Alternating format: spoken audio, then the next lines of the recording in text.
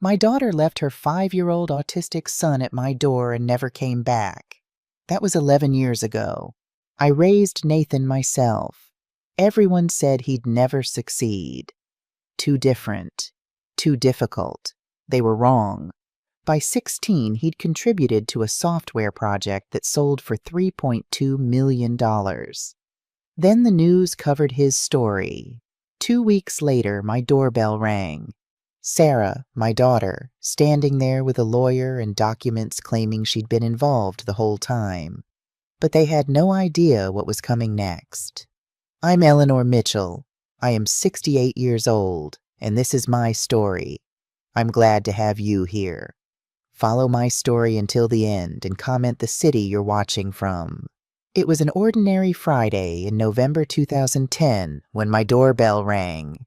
Cold wind rushed in as I opened the door to find Sarah standing there, looking exhausted, with my grandson Nathan beside her. "Just for the weekend, Mom," she said, eyes fixed somewhere beyond my shoulder. "I need a break. Please." Something in her voice made my stomach tighten. Her blonde hair hung limply in a messy ponytail. Dark circles shadowed her eyes.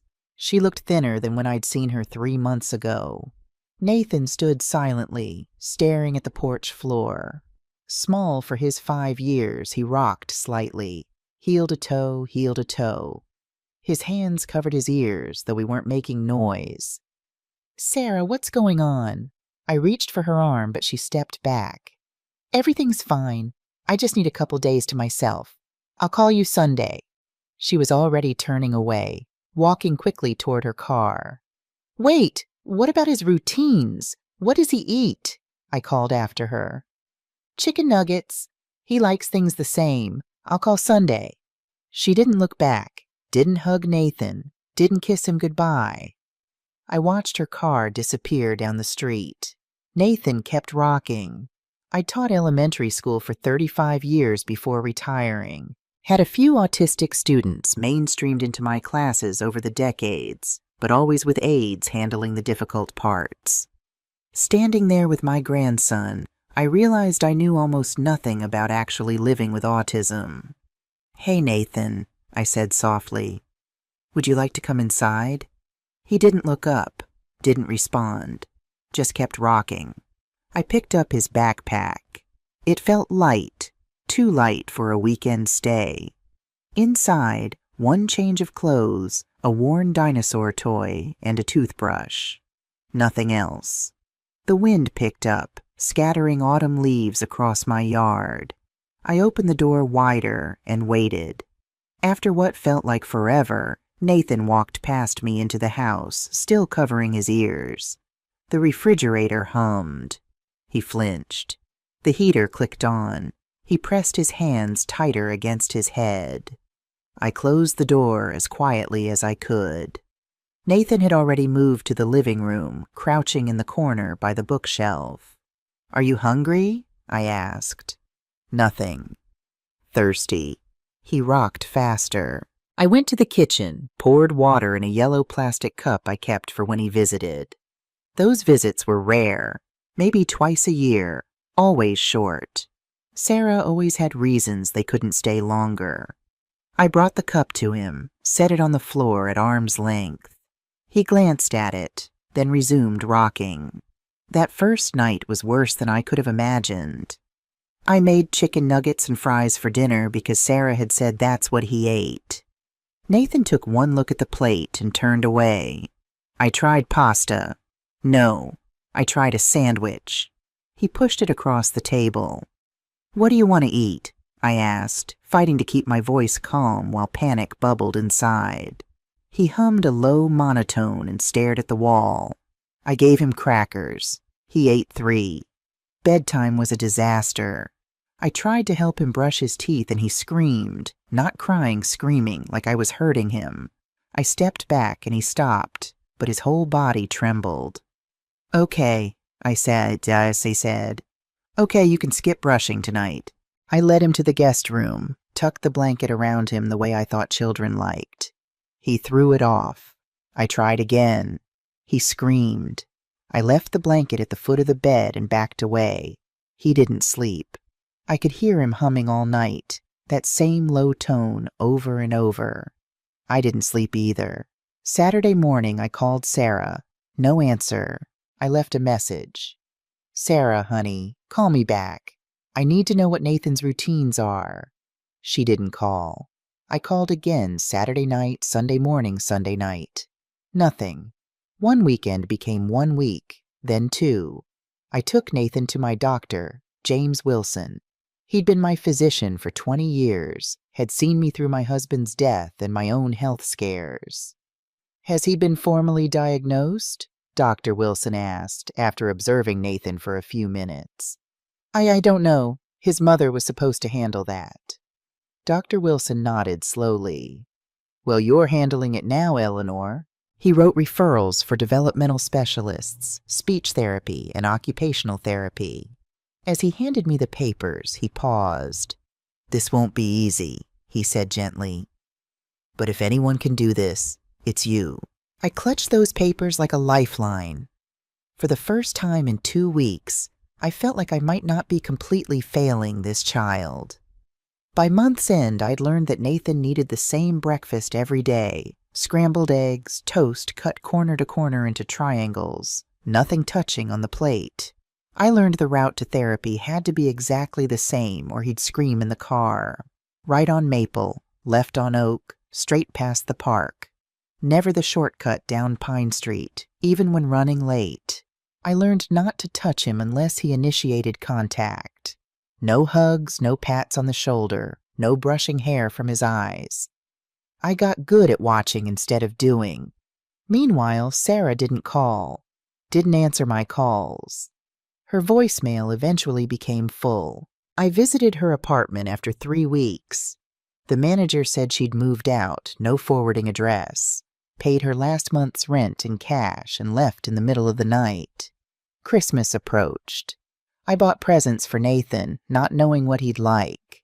The speech therapist suggested sensory toys, so I got weighted blankets, light-up gadgets, and fidget spinners. I set up a small tree, nothing flashy that might overwhelm him. I kept calling Sarah, kept checking places she frequented, kept asking her friends. No one had seen her, or if they had, they weren't telling me. On Christmas Eve, I made sugar cookies, a tradition from when Sarah was little. Nathan didn't help, but he sat at the kitchen table watching me cut shapes. The kitchen smelled like vanilla and butter. The phone rang. I grabbed it, heart pounding. Sarah. Mom. Her voice sounded flat, tired. Thank God. When are you coming to get Nathan? He needs you. I need to know what's happening. Silence stretched between us, filled with static, or maybe just with all we weren't saying. I can't do this anymore, Mom. I froze, cookie cutter poised above the dough. What? He's yours now. I tried. I really tried, but I can't. My hand began to shake. Sarah, wait. The doctors say he'll never be normal. I can't. I'm not strong like you. I've got a chance to start over in California. A new job. A new life. You can't just abandon your child. He's 5 years old. He needs his mother. Her voice broke. I'm not abandoning him. I'm leaving him with someone better than me. You've always been better at everything. The line went dead before I could respond. I called back. It rang and rang. No answer. I tried again. Voicemail. I stood in the kitchen, phone in hand, cookies burning in the oven, smoke starting to curl up. I barely noticed until the alarm blared. Nathan screamed at the noise. I rushed to silence the alarm, pulled out the blackened cookies. Nathan kept screaming, hands pressed so tightly against his ears I feared he might hurt himself. When he finally calmed, I sat on the floor, back against the cabinet, surrounded by burnt cookies and shattered Christmas plans. I thought about Sarah as a little girl, making these same cookies with me. When had I lost her? How had we ended up here? Nathan appeared in the doorway. He looked at me for a long moment, longer than he'd ever looked at me before. Then he walked to the counter, picked up the yellow cup I'd given him that first day, and brought it to me. He set it on the floor beside me. I looked at the cup, looked at him. He went back to the living room. I cried sitting there on the kitchen floor with a burnt cookie sheet and a yellow plastic cup. It was the first thing he'd ever given me. The day after Christmas, I called my friend Judith Blackwell, an attorney specializing in family law. I sat in her office while Nathan arranged pens on her desk by color. "You need legal guardianship," Judith said. "Without paperwork, Sarah could return at any time and take him. You'd have no rights." My stomach churned. "But she's his mother, and she abandoned him. If you want to protect Nathan, you need legal standing." I watched Nathan meticulously aligning the pens. In just 1 month, he'd become my responsibility, my purpose. What if she's going through something temporary? Depression or something? What if she gets better and wants him back? Judith leaned forward, her expression kind but firm. "Eleanor, listen to me. She left her autistic 5-year-old with minimal supplies, no medical information, and no contact for over a month. She told you directly she's starting over in California. This isn't a weekend breakdown. This is abandonment." The truth hit me like a physical blow. I'd been making excuses for Sarah, just like I always had. When she dropped out of college, when she couldn't hold jobs, when she got pregnant and wouldn't tell me who the father was.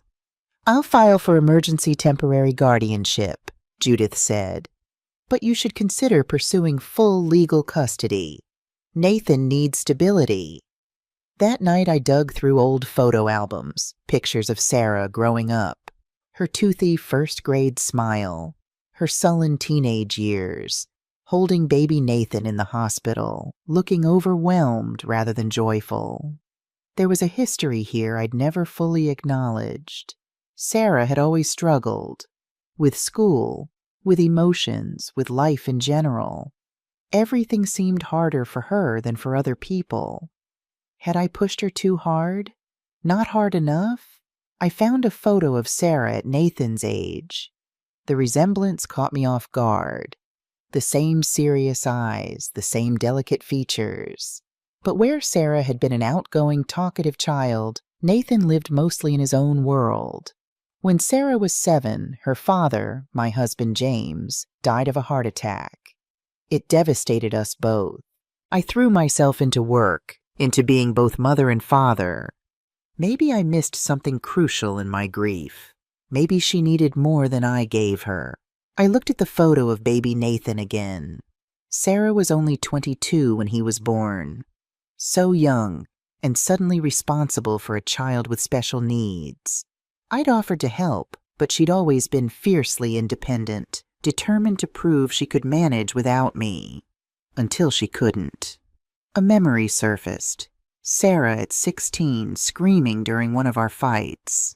"You think you're so perfect. You think you know everything. Someday I'll show you what it feels like when someone walks away." Had she been planning this all along? No, that wasn't fair. But something had broken in Sarah long before Nathan came along. I just hadn't wanted to see it.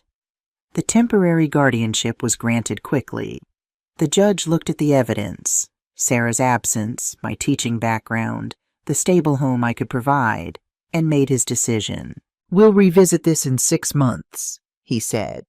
"If the mother hasn't made substantial efforts to resume care by then, we'll consider permanent arrangements." 6 months. It seemed like an eternity and a heartbeat all at once. Finding the right school for Nathan became my mission. The public school offered special education services, but after visiting the classroom, chaotic, noisy, with one overworked teacher handling 10 children with various disabilities, I knew it wouldn't work for him. There was a private school specializing in autism, but the tuition was $30,000 a year. My teacher's pension wouldn't stretch that far. "There's another option," Nathan's speech therapist suggested. Mainstreaming with proper support. He's very bright. With the right accommodations, he could thrive in a regular classroom. I thought of my own classroom, how I'd struggled to give enough attention to the few special needs students I'd had. But I also remembered their triumphs, how they'd blossomed when given the right tools. After countless meetings, evaluations, and what felt like 1,000 forms, we created an individualized education plan for Nathan. He would attend the local elementary school with support services, a part-time aide, speech therapy, sensory breaks when needed. His first day, I was more nervous than he was. I watched him walk into the classroom, back straight, dinosaur clutched in one hand. He didn't look back at me, didn't wave goodbye, just walked to his assigned seat and began arranging pencils in perfect alignment. I sat in my car for an hour, unable to leave. What if the other kids were cruel? What if the teacher lost patience? What if he had a meltdown and I wasn't there? When I picked him up, his teacher, Ms. Martinez, smiled. He did wonderfully, Mrs. Mitchell, very focused. He even helped another student with a math problem. I looked at Nathan in surprise. You did? He didn't answer, didn't look at me, but something about his posture seemed proud. That night he ate all his dinner for the first time. A small victory that felt enormous. The months passed in a blur of therapies, school meetings, doctor appointments. Nathan had good days and bad days. Days when he'd make eye contact, follow directions, even say a word or two, and days when he'd melt down completely, screaming for hours over a change in routine or a shirt tag that bothered him. By the time the 6-month court date arrived, I had a routine. I had a system. I had research and notes and a network of other caregivers who understood. What I didn't have was any contact from Sarah. Judith prepared me for the hearing, sitting at my kitchen table late one night after Nathan was asleep. The judge will want to know if you've heard from her. Nothing, I said. Not a call, not a letter, not a birthday card for Nathan. Judith nodded, making notes. And you've tried to contact her? Every way I know how. Her phone is disconnected. I hired a private investigator who found a Sarah Mitchell in San Francisco who might be her. But when he went to the address, she'd already moved on. The good news, Judith said, is that her absence strengthens your case for permanent guardianship. And the bad news. Without terminating her parental rights completely, which is much harder to do, she could still reappear someday and challenge the arrangement. I looked toward Nathan's room, where his nightlight cast star patterns on the ceiling. In 6 months, he'd become my whole world. The thought of losing him made it hard to breathe. What do I need to do? I asked. Document everything, Judith advised. Every therapy session, every school meeting, every attempt to contact Sarah. Build a paper trail showing you're providing stability while she's chosen to disappear. The judge granted permanent guardianship. Sarah didn't appear for the hearing. I was now legally responsible for Nathan in every way except the final one. I wasn't his mother. As we left the courthouse, Nathan reached for my hand, a rare gesture that brought tears to my eyes. His small fingers curled around mine, not quite looking at me, but connecting nonetheless. That night I started a journal. I wrote down everything. Nathan's progress, his challenges, my fears and hopes. If Sarah ever came back, I wanted a record of every day she'd missed. I also recorded my attempts to find her. The investigator reports, the unanswered letters, the child support that never came. Part of me still hoped she'd return, healthier and ready to be Nathan's mother again. Another part dreaded that very possibility. Spring turned to summer. Nathan's 6th birthday came and went. No word from Sarah. I threw him a small party, just us and his therapists, who'd become like family. He didn't blow out the candles or open presents the way typical children might. but he smiled when I cut his cake into perfect squares. That summer, I converted my home office into a proper bedroom for him, painted the walls blue, the only color he seemed to notice, installed blackout curtains to help him sleep, bought weighted blankets and sensory toys recommended by his occupational therapist. My friends began to drift away. They couldn't understand my new life, the constraints of Nathan's needs. No more impromptu lunches, no more book club meetings that ran late, no more weekend trips to the beach. "Don't you resent it?" my friend Marlene asked over coffee, a rare outing while Nathan was at therapy. "Raising a child at our age, especially one with challenges?" I stirred my coffee, choosing words carefully. "He's not a burden, Marlene. He's a child who needs me." "But it's not fair," she persisted. "Sarah dumps him on you and disappears to live her life, while you're stuck changing yours completely." Her words stung because a small, shameful part of me had thought the same thing in my darkest moments. When Nathan wouldn't sleep for days, when he screamed if I put his socks on wrong, when other parents pulled their kids away from him at the park. "Life isn't fair," I finally said. "But Nathan didn't ask for any of this. Not his autism, not his mother leaving, none of it. If I don't stand by him, who will?" Marlene didn't call again after that day. I told myself it didn't matter. I had Nathan now. He was enough.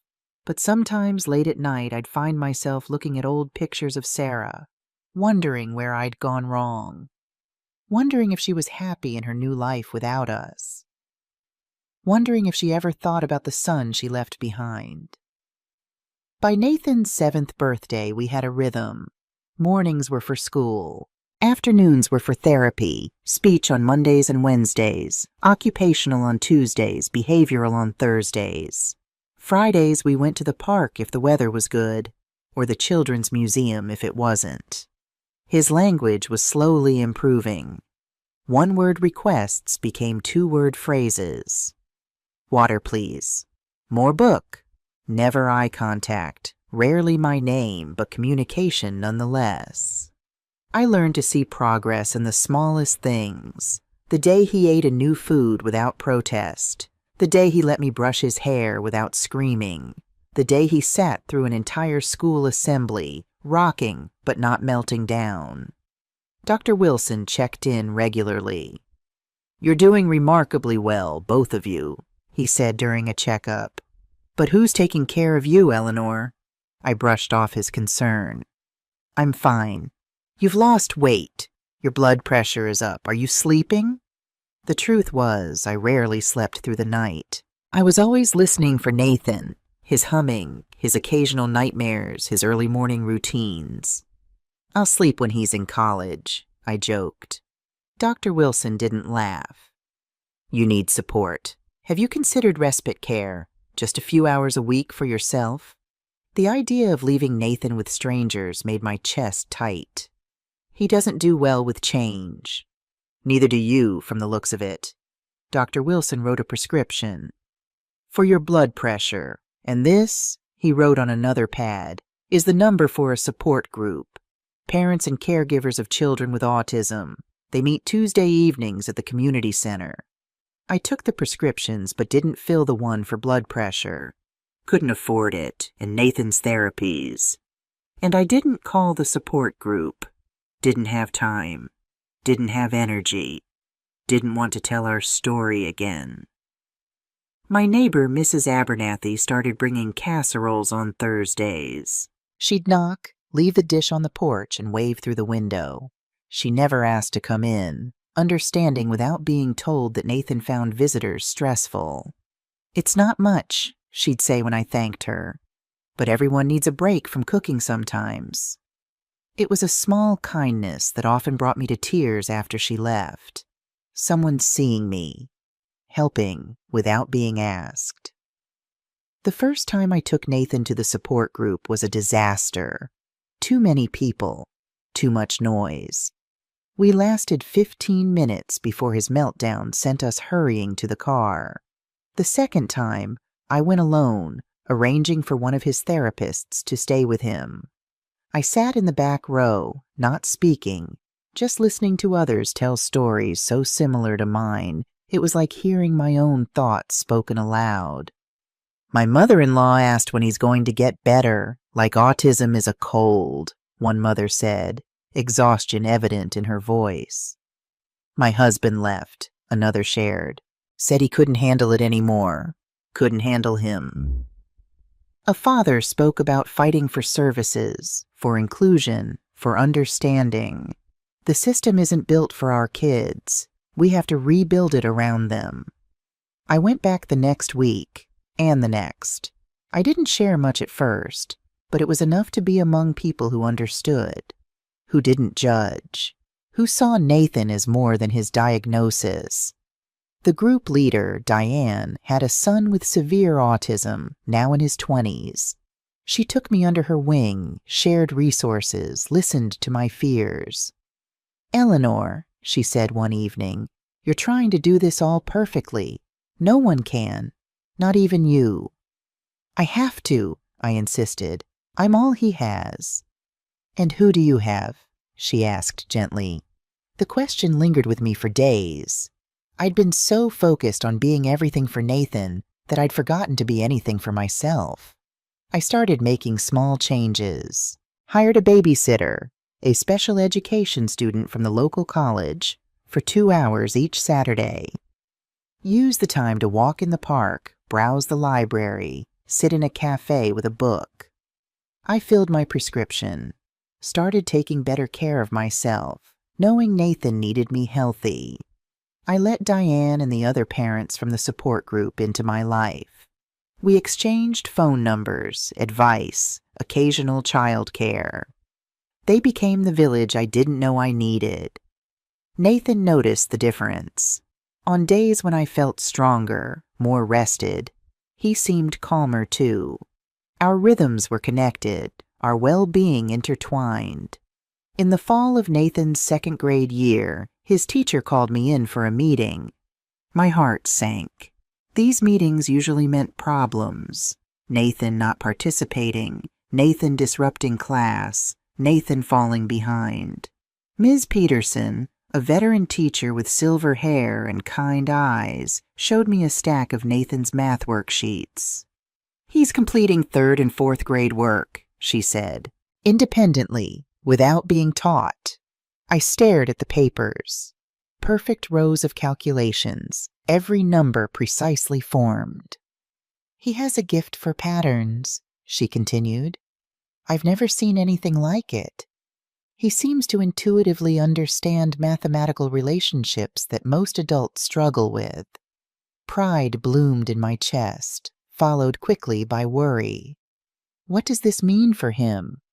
It means we need to challenge him more. I'd like to have him tested for the gifted program with accommodations for his social needs. I thought about the pediatric neurologist who'd evaluated Nathan the year before. "He may never live independently," the doctor had said. "You should prepare for that possibility." Now here was Ms. Peterson talking about advanced classes and special programs. The contrast gave me whiplash. "Will he fit in?" I asked. "The other gifted children are often quirky themselves," she finished with a smile.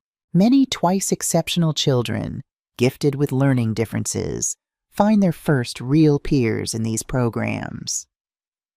That evening I watched Nathan at the dining table, meticulously sorting Lego pieces by color and size before beginning to build. Each piece had a place, a purpose in his ordered world.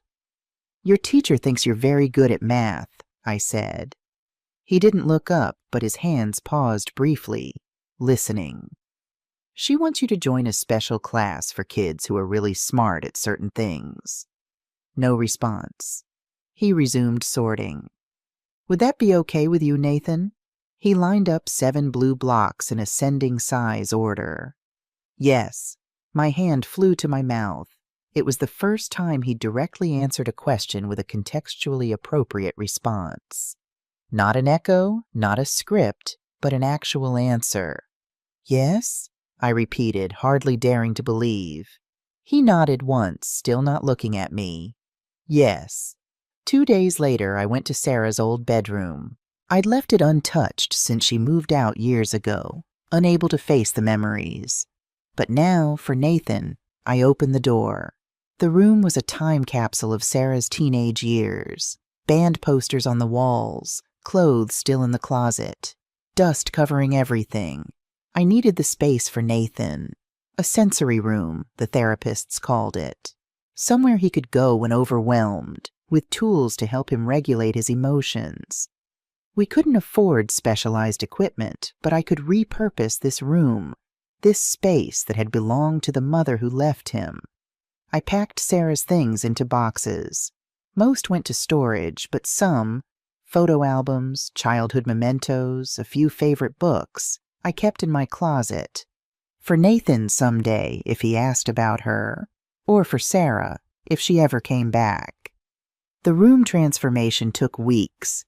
I painted the walls a soothing green, installed a swing that Nathan could rock in, created a corner with weighted blankets and noise-canceling headphones, added fiber optic lights that changed color with the touch of a button. When it was finished, I brought Nathan to see it. He stood in the doorway, taking it all in. Then, without a word, he went straight to the swing and climbed in. "Do you like it?" I asked. He swung gently, back and forth. "My room," he said. "Yes," I agreed, throat tight with emotion. "Your room." That night, for the first time in 2 years, Nathan slept through the night. So did I. The first time I truly understood Nathan's extraordinary mind, he was 8 years old. I found him in the living room at dawn, kneeling on the floor with the bin of toy cars I'd bought him. He was lining them up in a perfect row, but it wasn't random. He'd arranged them by color, but in a way I couldn't understand at first. I sat on the couch and watched. Red car, then one slightly more orange, then one more orange than the last, then yellow-orange, then yellow-green, on and on. A gradient so subtle I had to squint to see the differences. He'd organized them by shade perfectly. "That's amazing, Nathan," I said. He didn't look at me, but he kept arranging. Later that week, his gifted program teacher called. "Nathan completed a pattern recognition test today," Mrs. Winters said. "He finished it in under 5 minutes. It usually takes students an hour." "Was it correct?" I asked. "Perfect score. Eleanor, I don't think you understand. This test is designed for much older children. Nathan completed it faster than I could have." I thought about the cars, the color gradient no one had taught him. What does this mean for his future? Mrs. Winters hesitated. "It's complicated. His social challenges are significant, but his pattern recognition, his mathematical intuition, these are extraordinary gifts." The gap between Nathan's abilities and challenges widened as he grew. By 9, he could multiply 3-digit numbers in his head, but couldn't order his own meal at a restaurant. He could memorize entire books, but struggled to answer, "How are you?" with anything but an echo of the question. His sensory sensitivities remained severe. Certain sounds, the school bell, the blender, the neighbor's dog, could trigger hours of distress. Clothing tags, seams in socks, unexpected touches were all potential landmines in our daily routine. But we adapted. I cut tags out of all his clothes, bought seamless socks, prepared him for loud noises when I could, created visual schedules so changes wouldn't catch him off guard, and I documented everything. Every therapy session, every doctor visit, every school meeting, every milestone and setback. Partly for myself, to see our progress when days got hard. Partly for Nathan, so he'd have a record of his journey someday. And partly, though I rarely admitted it, for Sarah, in case she ever came back. In case she ever asked what she'd missed. 3 years had passed with no word from her. I'd stopped hiring investigators, stopped sending letters to her last known addresses. The pain had dulled to an ache that flared only occasionally. Nathan's birthday, Christmas, when he achieved something remarkable that she should have seen. I focused instead on the present, on Nathan's growing independence. He could dress himself now, prepare simple meals, follow his visual schedule without reminders. Small victories that felt monumental. The day he came home from school in 4th grade and announced, "I made a friend," I had to sit down overwhelmed by emotion. "That's wonderful," I managed to say. "What's their name?" "Michael. He likes dinosaurs, too." 2 sentences about another person, a connection. I marked the date in my journal with stars around it. The gifted program created new opportunities. Nathan started attending a weekly coding class designed for advanced students. The instructor, Mr. Robinson, quickly recognized his unique abilities.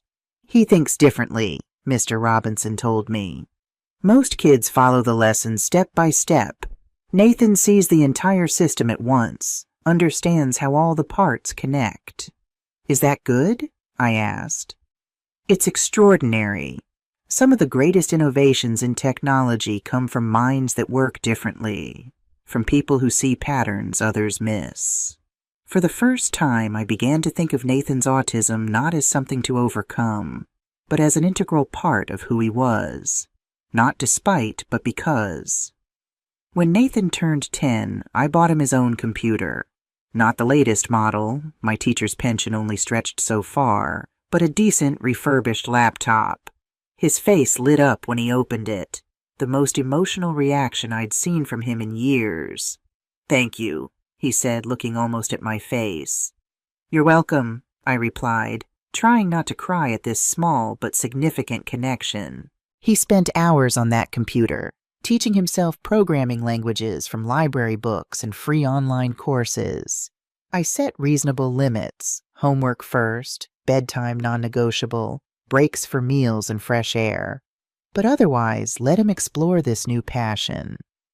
One evening, I found him creating a program to organize his daily schedule. Not just a simple calendar, but a complex system that accounted for variables like weather, outdoor recess or indoor, special school events, therapy appointments that sometimes changed.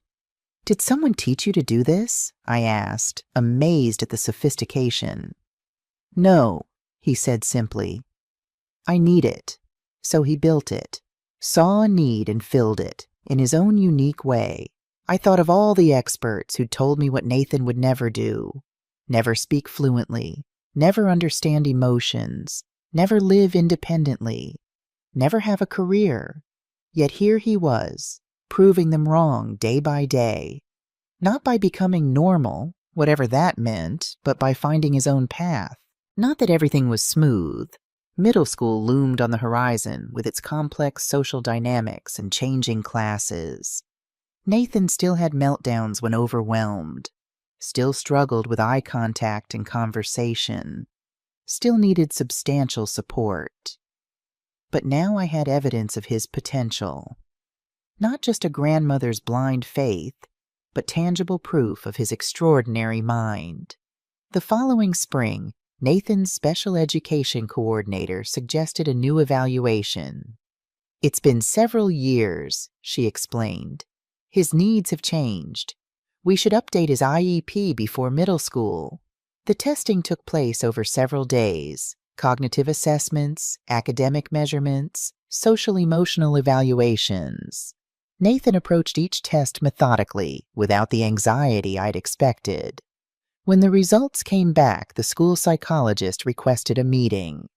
"Nathan's cognitive profile is fascinating," Dr. Benson began, spreading charts across the conference table. "His overall IQ is in the very superior range, but with extreme variability between domains." I nodded, having heard similar assessments before. "What's remarkable is his visual spatial processing and pattern recognition. These scores are, well, they're off the charts, Mrs. Mitchell. Literally in the 99th percentile." My chest swelled with pride, but also anxiety. What does this mean for middle school? Dr. Benson's expression turned serious. That's what we need to discuss. Regular classes, even gifted ones, may not challenge him enough in his areas of strength, but his social and emotional needs still require substantial support. The team recommended a mixed approach: advanced math and computer science, standard curriculum with support for language arts and social studies, and continued social skills therapy. He's what we call twice exceptional, Dr. Benson explained. Gifted intellectually, but with significant challenges in other areas. These students often fall through the cracks because their strengths mask their needs or their challenges mask their abilities. That night, I found Nathan in his sensory room, swinging gently in the hanging chair, iPad in hand. He was working on a new program, fingers flying across the screen. I watched him from the doorway, this extraordinary child who had become my life's purpose. 10 years old, brilliant in ways I was only beginning to understand, challenged in ways that broke my heart daily. "Nathan," I said softly. He didn't look up, but his fingers paused. "I'm very proud of you, no matter what." He resumed typing. I thought he hadn't registered my words, but as I turned to leave, he spoke. "I know," he said quietly. "I'm proud of you too, Eleanor." My first name, not Grandma or Nana or any title he'd been taught. My name used deliberately, a conscious choice. It felt like recognition, like seeing and being seen. I went to my room and pulled out the journal I'd been keeping since Nathan came to live with me. 5 years of detailed entries. Therapy notes, medical records, school reports, photos of milestones. And in the back, a section I rarely looked at, my attempts to find Sarah. The investigator reports, the unanswered letters, the child support that never came. I hadn't written in that section for over 2 years. Sarah had made her choice. I'd made mine. Nathan was thriving in his own unique way. Maybe that was enough. But that night, I wrote one last entry in the Sarah section. "Nathan called me Eleanor today. He's proud of me. Whatever mistakes I made with you, I'm trying to do better with him. If you ever come back, there will be a place for you. But this is his home now. I am his family. We are building a life without you." I closed the journal and put it away, feeling like a chapter had ended and a new one had begun. Middle school brought new challenges, changing classes, different teachers with different expectations, a social landscape that became increasingly complex as neurotypical peers navigated the turbulent waters of early adolescence. Nathan, now 11, approached it with his characteristic methodical nature. He created a map of the school, noting the quickest routes between classes and identifying quiet spaces where he could retreat when overwhelmed. He used noise-canceling headphones between classes when the hallway chaos became too much. He ate lunch in the library, where a kind librarian had created a small tech corner that attracted other students with similar interests.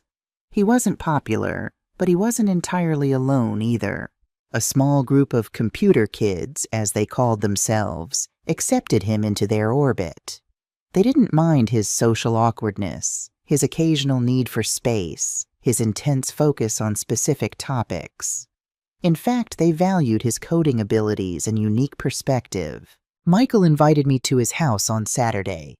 Nathan announced one Wednesday afternoon, reading from a carefully written note. "For a coding thing. Can I go?" A play date. A normal middle school play date. I tried to keep my voice casual, though my heart was racing. "That sounds nice. What time?" 1 to 4. His mom will pick me up and bring me home. You should call her to confirm." He handed me the note with Michael's mother's phone number. Such a simple exchange, but it represented mountains of progress. Understanding the social protocol, anticipating my questions, planning ahead for potential anxiety. I called Michael's mother that evening. "We're so excited Nathan can come," she said warmly. "Michael talks about him constantly. Apparently, Nathan helped him debug some coding project that had Michael stumped for weeks." "Nathan's looking forward to it too," I said, throat tight with emotion I didn't want her to hear. He doesn't go to friends' houses often. Michael mentioned that Nathan might need some accommodations. He asked if we could keep the house quiet and have a space where Nathan could take breaks if needed. I blinked back tears. "Michael said that?" "He did. They've become quite close this year. Michael has ADHD, so he understands a bit about brains that work differently." The play date was successful. Nathan came home excited about the coding project they'd started. Something about creating a game that adapted to the player's preferences. "We're going to keep working on it," he said. "It's complicated." "I'm glad you had fun," I said, watching him carefully organize his backpack for the next school day.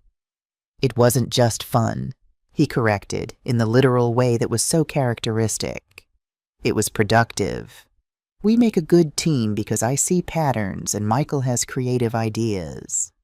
It struck me then that Nathan was finding his place, not by becoming like everyone else, but by finding people who valued him exactly as he was.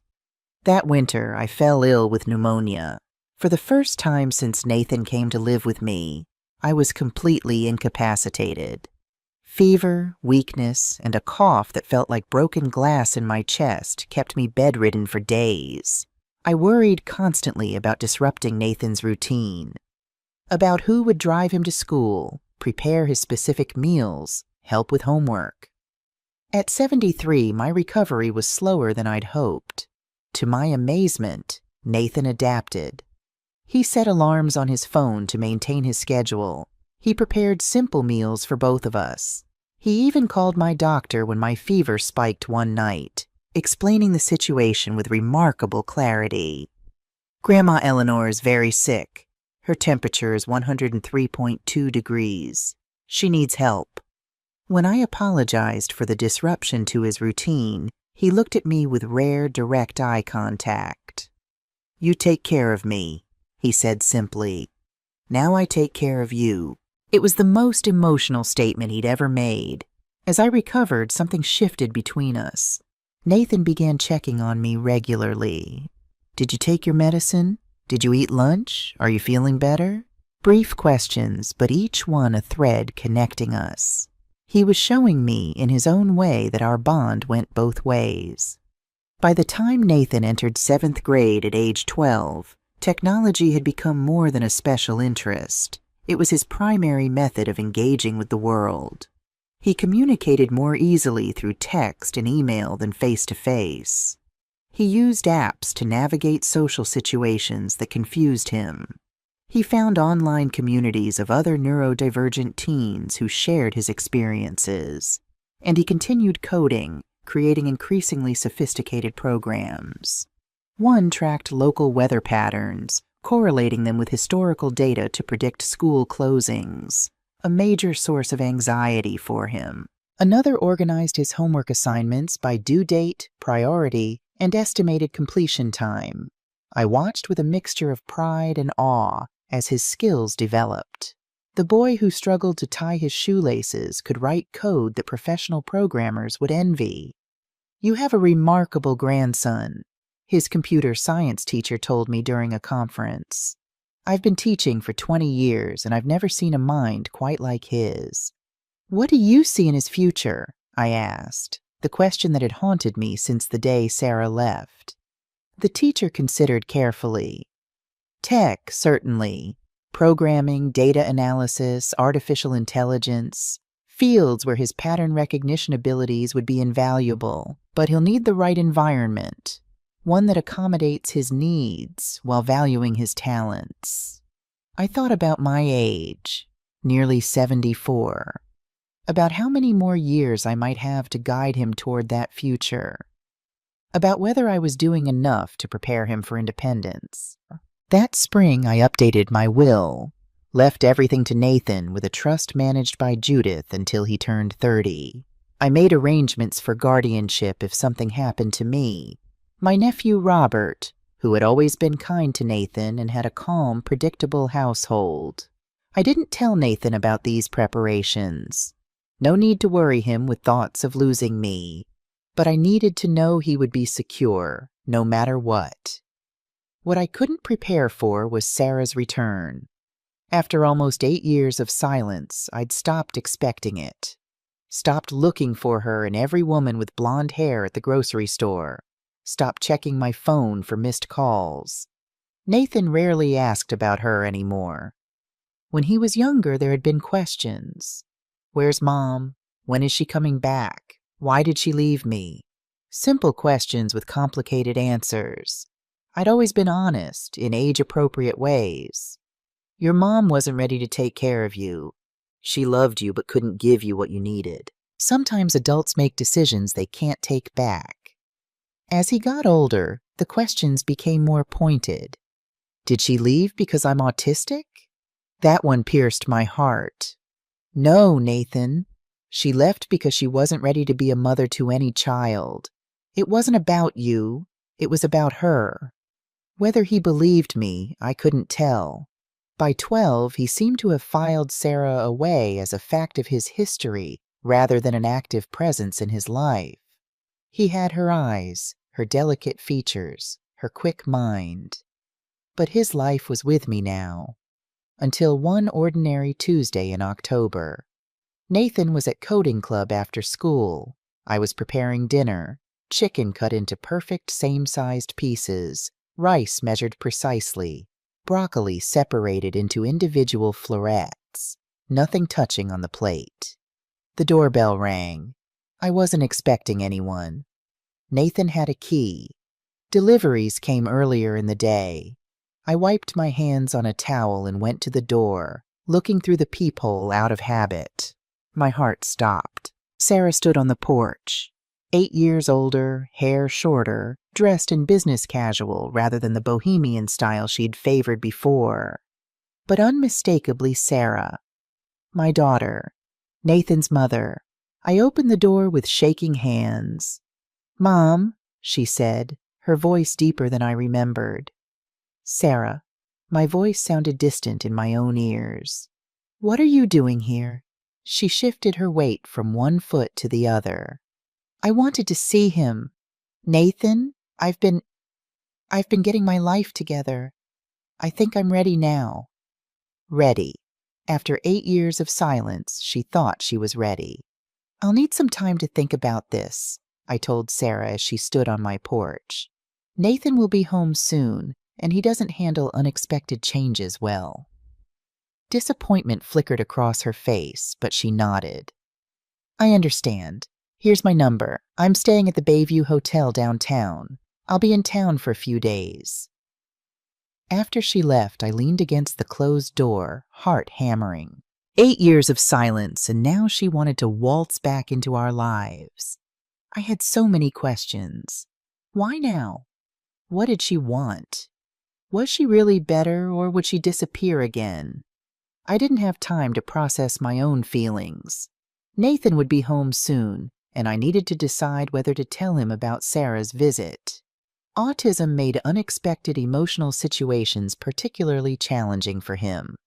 If I told him, would it disrupt the stability we'd worked so hard to build? When Nathan arrived home, I decided on honesty. "Nathan, something unexpected happened today," I said as he arranged his dinner into perfect sections. "Your mother came to visit." His fork paused halfway to his mouth. He set it down precisely. "Sarah Mitchell came here?" "Yes. She wants to see you." Nathan processed this information with his characteristic thoroughness. "Why now? She's been absent for 8 years, 2 months, and 14 days. His precise tracking of her absence didn't surprise me. Nathan remembered dates, numbers, patterns with perfect clarity.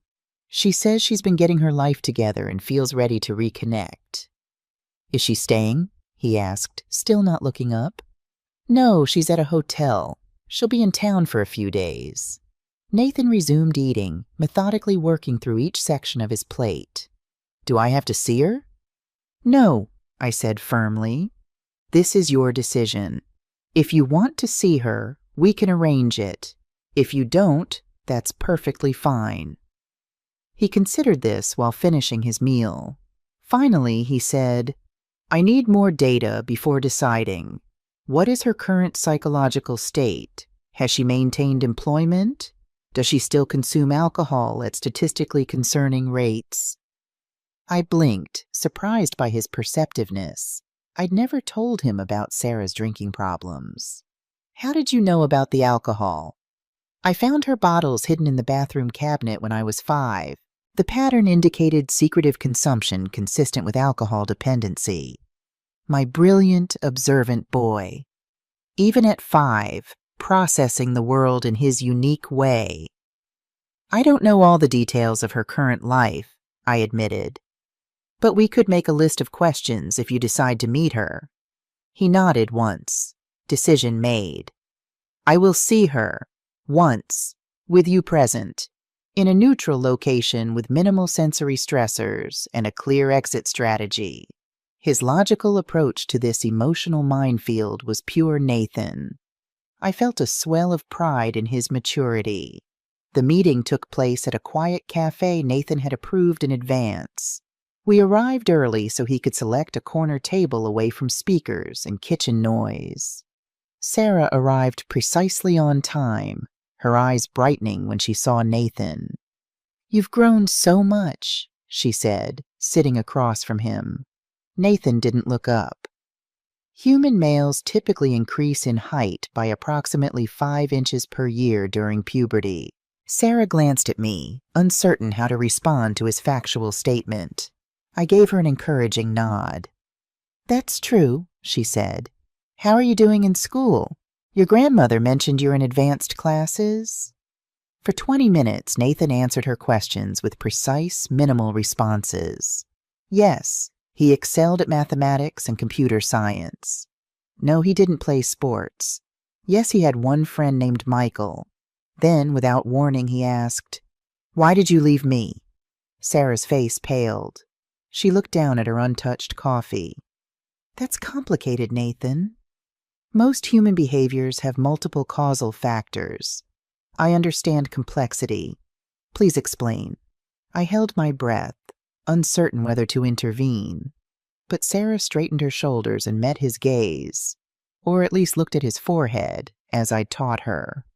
When you were diagnosed with autism, I wasn't prepared. I was young, only 22.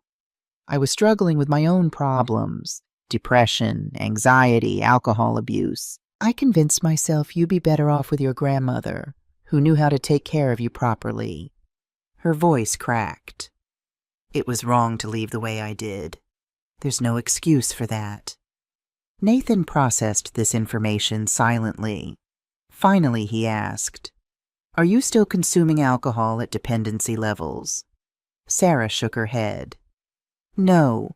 I've been sober for 14 months. I'm in recovery, going to meetings, working with a therapist. Relapse statistics for alcohol dependency indicate a 40-60% probability of recurrence, Nathan stated. That's true, Sarah acknowledged. Recovery isn't linear, but I'm committed to staying sober one day at a time. Why have you returned now? Nathan asked, his most pointed question yet. Sarah hesitated, and I tensed. If she lied, Nathan would know. His ability to detect patterns, including patterns of deception, was extraordinary.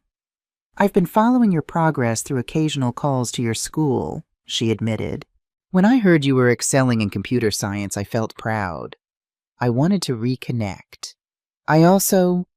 She paused. I wanted to apologize. For leaving. Nathan tilted his head slightly, his version of thoughtful consideration. Apology is a social construct designed to repair damaged relationships. It doesn't alter past events. No, Sarah agreed softly. It doesn't. I need to process this information, Nathan said, standing abruptly. This interaction has been sufficient for initial assessment. He walked toward the door, and I hurried after him, giving Sarah an apologetic glance. Outside, Nathan was already calculating the optimal route home, his mind processing the emotional encounter through the framework he understood best, data and patterns. "Are you okay?" I asked as we walked. "I'm analyzing the interaction," he replied. Her statement about sobriety appears statistically plausible given observable physical indicators. Pupil dilation, hand steadiness, and skin tone are consistent with reduced alcohol consumption. Only Nathan would assess his mother's recovery through physiological markers rather than emotional ones. "What did you think about her apology?" I ventured. He considered this for several steps. Insufficient data for complete assessment. Genuine remorse requires behavioral change sustained over time. Words alone are statistically poor predictors of future actions. At 13, my grandson had a more clear-eyed view of human nature than many adults. Sarah called the next day, anxious to know what Nathan thought. "He needs time," I explained. "This is all very new for him." "I understand," she said, though the disappointment in her voice was evident. "I'm heading back to California tomorrow, but I'd like to keep in touch. Maybe phone calls or emails to start?" I relayed this to Nathan, who thought about it with his characteristic thoroughness. Email would be preferable to phone calls, he decided. Written communication allows for processing time and reduces social complexity. Parameters should be clearly established. Frequency, topics, expectations. So began a carefully structured correspondence between Nathan and the mother who'd abandoned him. Once a month, Sarah would send an email. Nathan would respond within 3 days. The exchanges were brief, factual, devoid of emotional language, exactly how Nathan preferred to communicate. I monitored these exchanges at first, worried that Sarah might disappear again or somehow hurt Nathan. But she remained consistent, respecting his boundaries, never pushing for more than he offered. Meanwhile, Nathan faced new challenges at school. As he entered 8th grade, the social landscape grew more complex.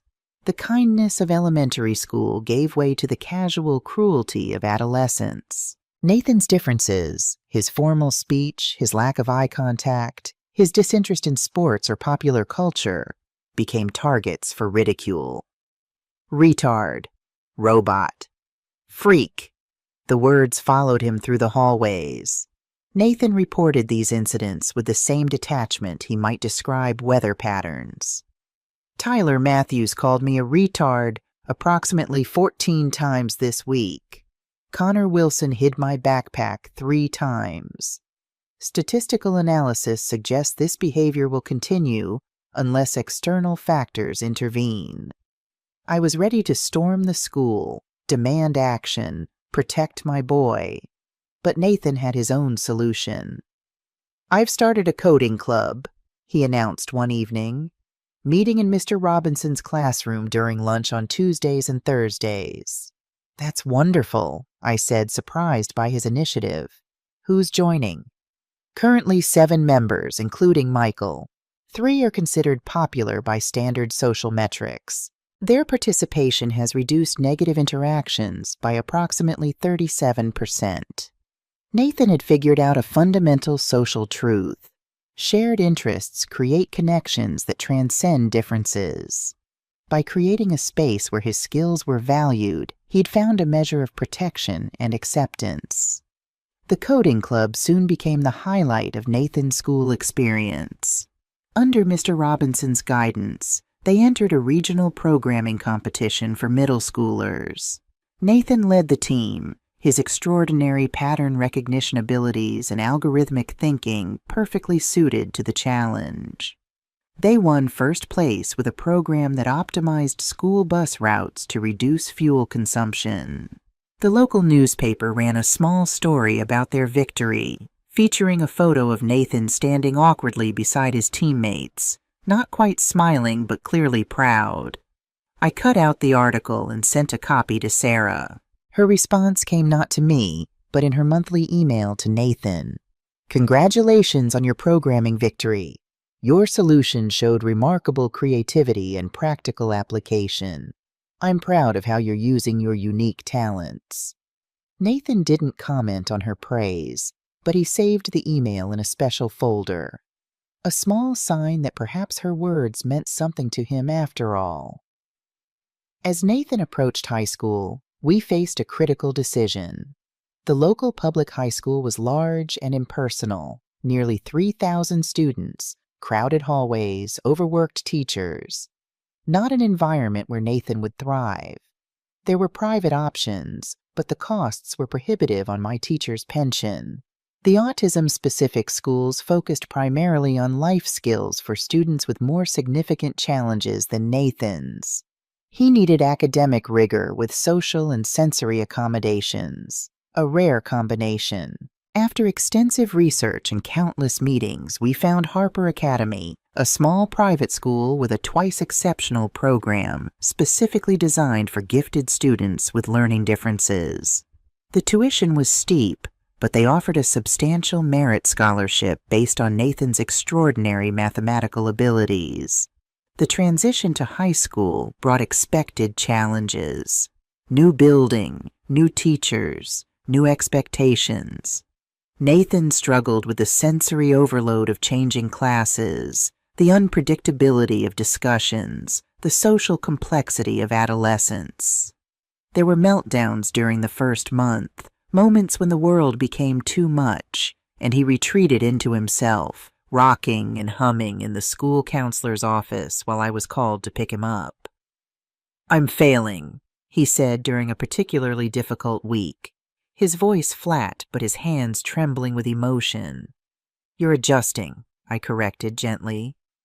"There's a difference."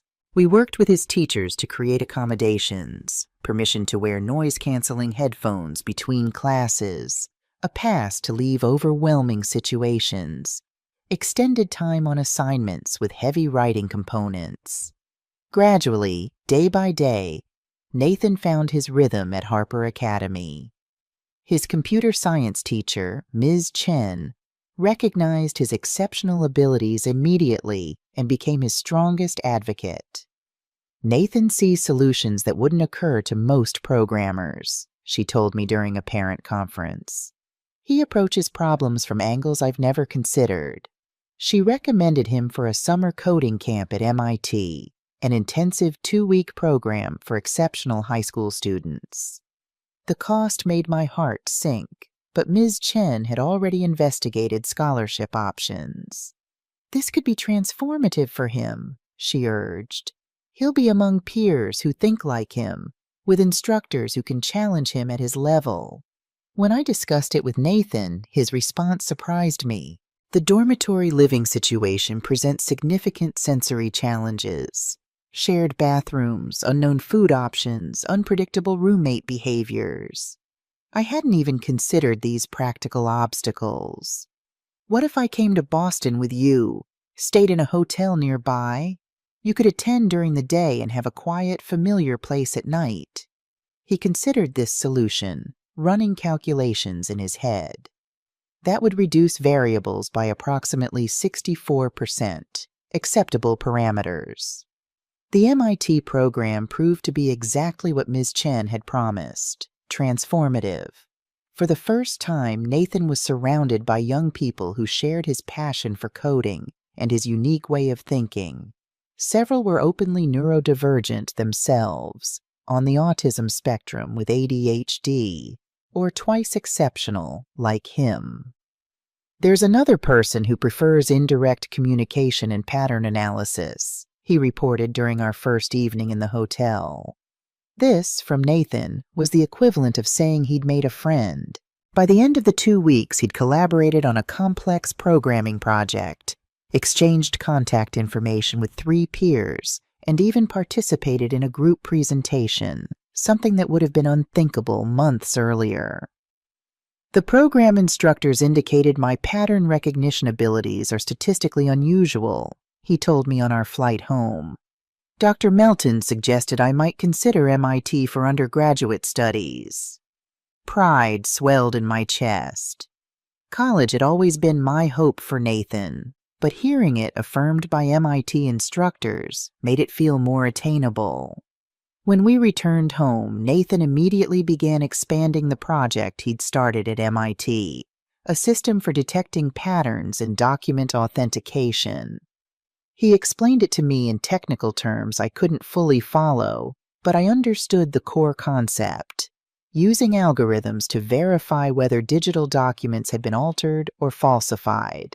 This has practical applications in security, legal verification, and fraud prevention, he explained, fingers flying across his keyboard as he refined the code.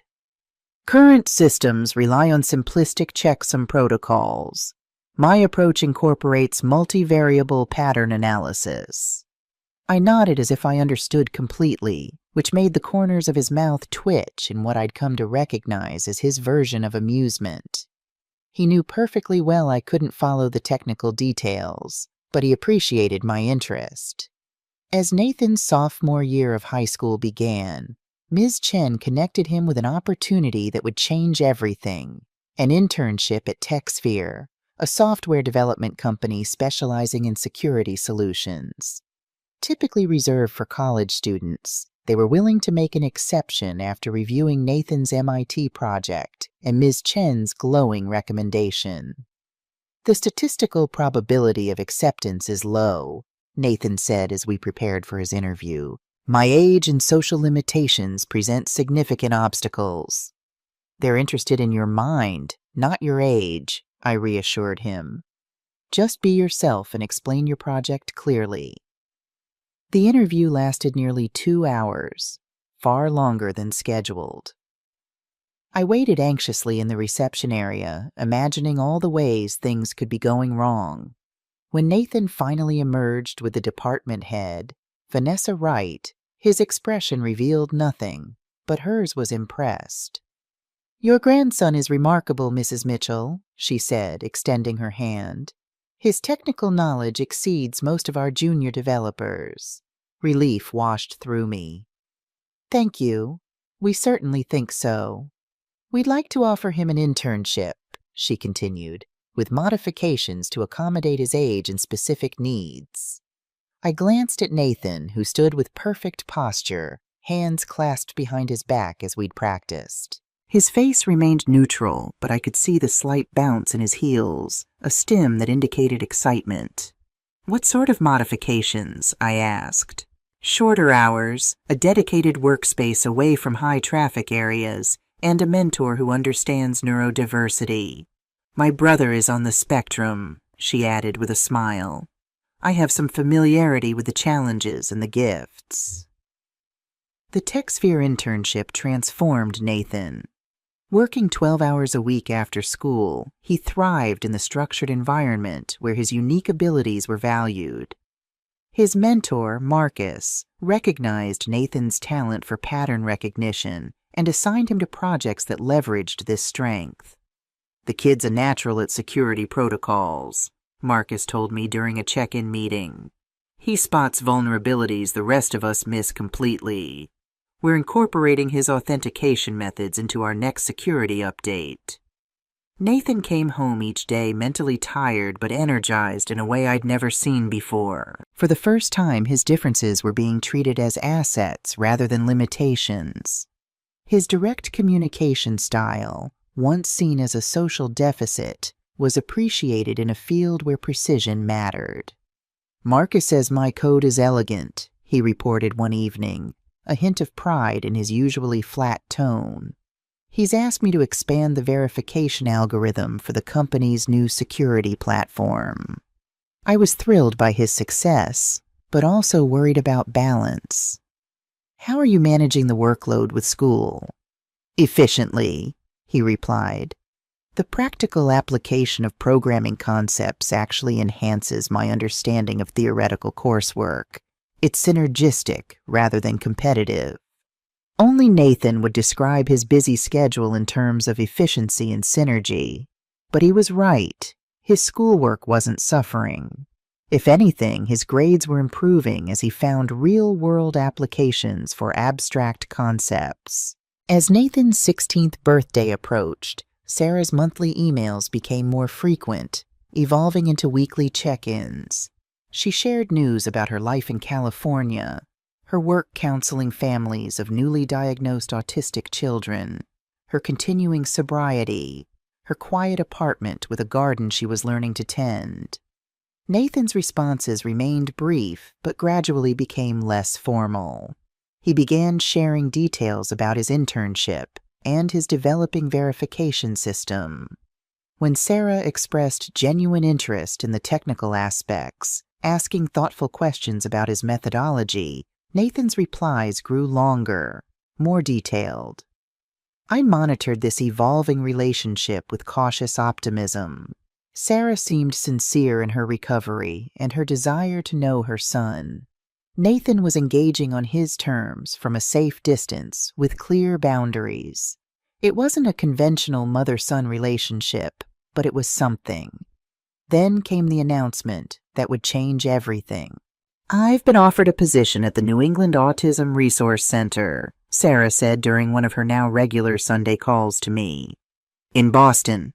My grip tightened on the phone. "Boston? You're moving across the country?" "The job is perfect, coordinating parent support programs for families with newly diagnosed children, using my experience to help others avoid the mistakes I made." Her voice turned hesitant. "And yes, being closer to Nathan is part of why I accepted." Alarm bells rang in my head. "Sarah, he's doing so well. He's stable. If this disrupts that—" "I understand," she interrupted gently. "I'm not planning to push for more than he's comfortable with. Same boundaries, same schedule. I want a chance to know him, Mom, to try to make up for some of what I've missed." I wanted to believe her. After nearly a year of consistent contact, she'd given no reason to doubt her sincerity. But 11 years of absence had built a wall of caution that couldn't be dismantled in months. "Just follow his lead," I finally said. "He'll let you know what he needs." "I will," she promised. "And Mom, thank you for everything you've done for him, for being what I couldn't." When I told Nathan about Sarah's planned move, he processed the news with his characteristic analysis. Geographic proximity introduces new variables. The current digital communication parameters have proven stable and productive. "She's promised to maintain those boundaries," I assured him. "Nothing has to change unless you want it to." He nodded, accepting this. "I'll continue monitoring behavior patterns for consistency. So far, her communication has shown 96.4% reliability." His statistical approach to relationships might seem cold to others, but I understood it for what it was. Nathan's way of managing uncertainty and protecting himself from potential hurt. Meanwhile, his work at TechSphere was attracting attention within the company. The verification system he'd been developing, initially a personal project expanded from his MIT summer program, had evolved into a sophisticated security tool with commercial potential. "We'd like to discuss incorporating Nathan's authentication protocol into our enterprise security package," Vanessa explained during a meeting that included Nathan, Marcus, and several company executives. "His algorithm catches forgeries and alterations that our current systems miss completely." Nathan, seated beside me, remained outwardly calm, but I noticed his hand stimming slightly under the table, a sign of excitement or nervousness. "The current iteration has a 99.7% accuracy rate," he stated, "but implementation would require interface modifications for user accessibility." The executives exchanged impressed glances. One leaned forward. "Would you be interested in leading that implementation, Nathan? With appropriate mentorship, of course." It was a significant offer, moving from intern to project lead, with his name attached to a commercial product. At 16, Nathan considered the proposal with his usual thoroughness. "That would require additional hours and schedule adjustments. I would need to analyze the impact on academic requirements and existing routines." "Of course," Vanessa agreed. "We can work around your school schedule and make any accommodations you need." This is your intellectual property, Nathan. We want to develop it with you, not take it from you. After careful consideration and discussions with Harper Academy about adjusting his schedule, Nathan accepted the expanded role at TechSphere. The school agreed to give him independent study credit for the project, recognizing its educational value. His verification system, now officially named Autistic, became the focus of intensive development.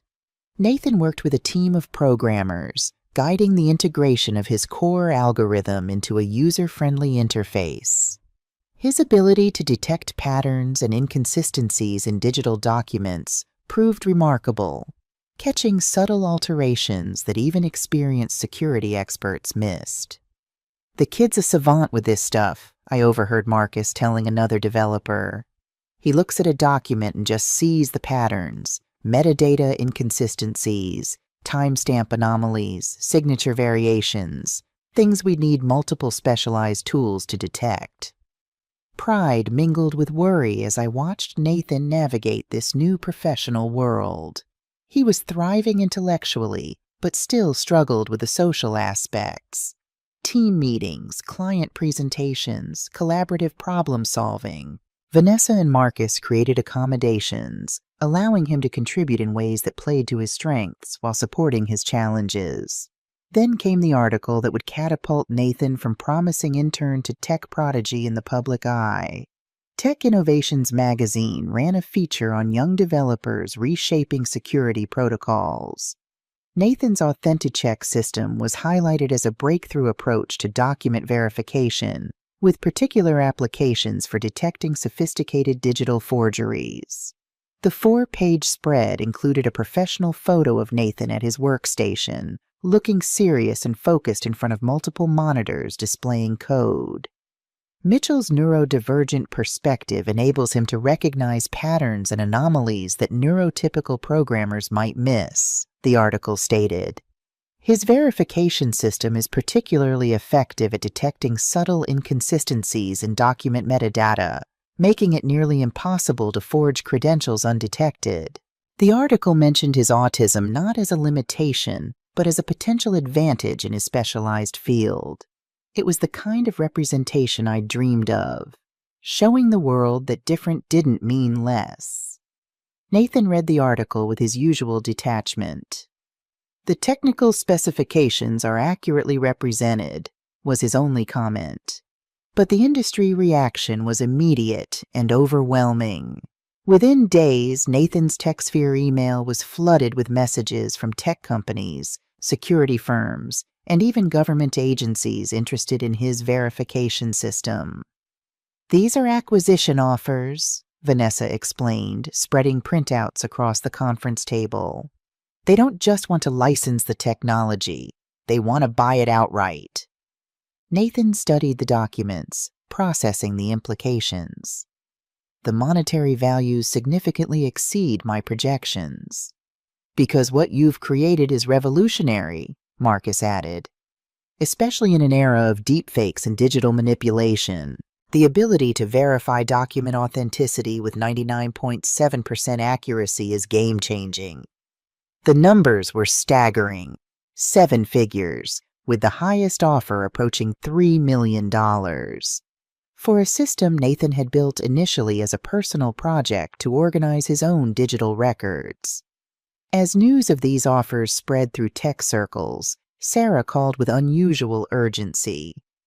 "I saw the article," she said, excitement evident in her voice. "This is incredible, Mom. Companies are bidding millions for his system?" "Yes," I confirmed cautiously. "Nathan is evaluating the offers now." "I'm so proud of him," she said, and I believed her. "Please tell him that from me, if it wouldn't be awkward." I promised I would, though something in her enthusiasm triggered a faint warning bell. It was natural to be proud, but there was an intensity to her interest that made me uneasy. That uneasiness proved prophetic when, 3 weeks later, as Nathan finalized his decision to sell the verification system to Anderson Security for $3.2 million. Our doorbell rang. I opened it to find Sarah standing there, but not alone. Beside her was a sharp-dressed man with a leather briefcase. "Mom," Sarah said, her expression a mix of determination and apology. "This is James Walsh, my attorney. We need to talk about Nathan's business transaction and my rights as his mother." The man extended his hand. "Mrs. Mitchell, I'm here to discuss Sarah's parental rights and financial interest in her son's recent business deal." As he handed me legal documents claiming Sarah had maintained regular contact and financial support throughout Nathan's childhood, I felt the ground shifting beneath my feet. 8 years of abandonment, followed by 1 year of cautious reconnection, and now this, a naked grab for Nathan's sudden wealth. Behind me, I heard Nathan's footsteps approaching. He appeared beside me, taking in the scene with his quick analytical assessment. "What's happening?" he asked. Walsh turned to him. "Hello, Nathan. I'm representing your mother in a legal matter concerning your welfare and financial interests." Nathan looked at the papers in my hand, then back at the lawyer. "My grandmother has been my legal guardian since I was 6 years old. Court-appointed and never challenged by Sarah Mitchell."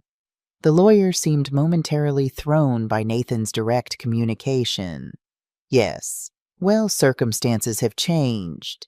Your mother has been actively involved in your life and is concerned about your best interests, given the recent financial developments."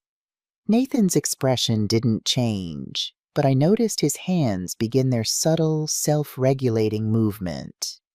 "That statement contains factual inaccuracies. Sarah Mitchell abandoned me on December 24th, 2010. She had no contact until October 6th, 2018, and limited structured contact since then." Walsh cleared his throat. "We have documentation indicating otherwise." "Impossible," Nathan stated flatly. "I maintain comprehensive records of all interactions." The lawyer's smile turned condescending. "Young man, I understand this must be confusing, but the court will review all evidence and determine what's in your best interest." I'd remained quiet, controlling my fury, but now I stepped forward. "Mr. Walsh, my grandson is 16 years old and more capable than you realize. Whatever documentation you claim to have is fabricated. Now please leave our property before I call the police." "You'll be hearing from the court," Walsh said, backing down but not entirely. "A hearing date will be set within the month." After he left, I closed the door and turned to Nathan, who stood very still, processing. "Nathan, I'm so sorry. I don't know what Sarah is thinking, but we'll fight this." He nodded once, decisively. "Yes, we will." Then, surprising me completely, "Let her talk." "What?" "Let her present her false documentation. Let her lie under oath." I stared at him, confused by his calm in the face of this betrayal. "Nathan, what are you thinking?" A small, almost imperceptible smile crossed his face. "I'm thinking about document verification, Eleanor, about detecting forgeries and inconsistencies in digital records, about what my system was designed to do." Understanding dawned. My brilliant, methodical grandson had spent years developing technology specifically designed to detect fraudulent documentation, exactly what Sarah was now attempting to use against us. "You think you can prove her documents are fake?" "I know I can," he replied with rare certainty. "The question isn't whether I can prove it, but how devastating the evidence will be when presented in court." As I looked at him, tall, confident, strategic, I realized that the quiet, rocking child I'd taken in 11 years ago had become something remarkable. Not just a technological prodigy, but a young man capable of standing up for himself in ways I'd never anticipated. Sarah had no idea what she was up against. The very talent she was trying to exploit would be her undoing. What would you do if you were in my shoes? Would you confront Sarah directly or let the court process play out? Comment below with your thoughts and subscribe to our channel for the conclusion of this story and more inspiring content from people who know life's best chapters can happen at any age. In the weeks following Sarah's shocking legal ambush, Nathan focused with laser precision on 2 parallel projects: finalizing the sale of his verification system to Anderson Security and building an ironclad case against his mother's fraudulent claims. "The timing is statistically meaningful," he observed as we reviewed the custody documents Sarah had submitted. "These forgeries appeared precisely 8 days after the Tech Innovations article was published. The correlation suggests causation with 94.7% probability." I was still reeling from the betrayal. After a year of what seemed like genuine effort to rebuild a relationship with Nathan on his terms, Sarah had reverted to self-interest at the first sign of financial opportunity. "I don't understand how she could do this," I said, my voice tight with anger, "to claim she was involved all these years when she abandoned you completely."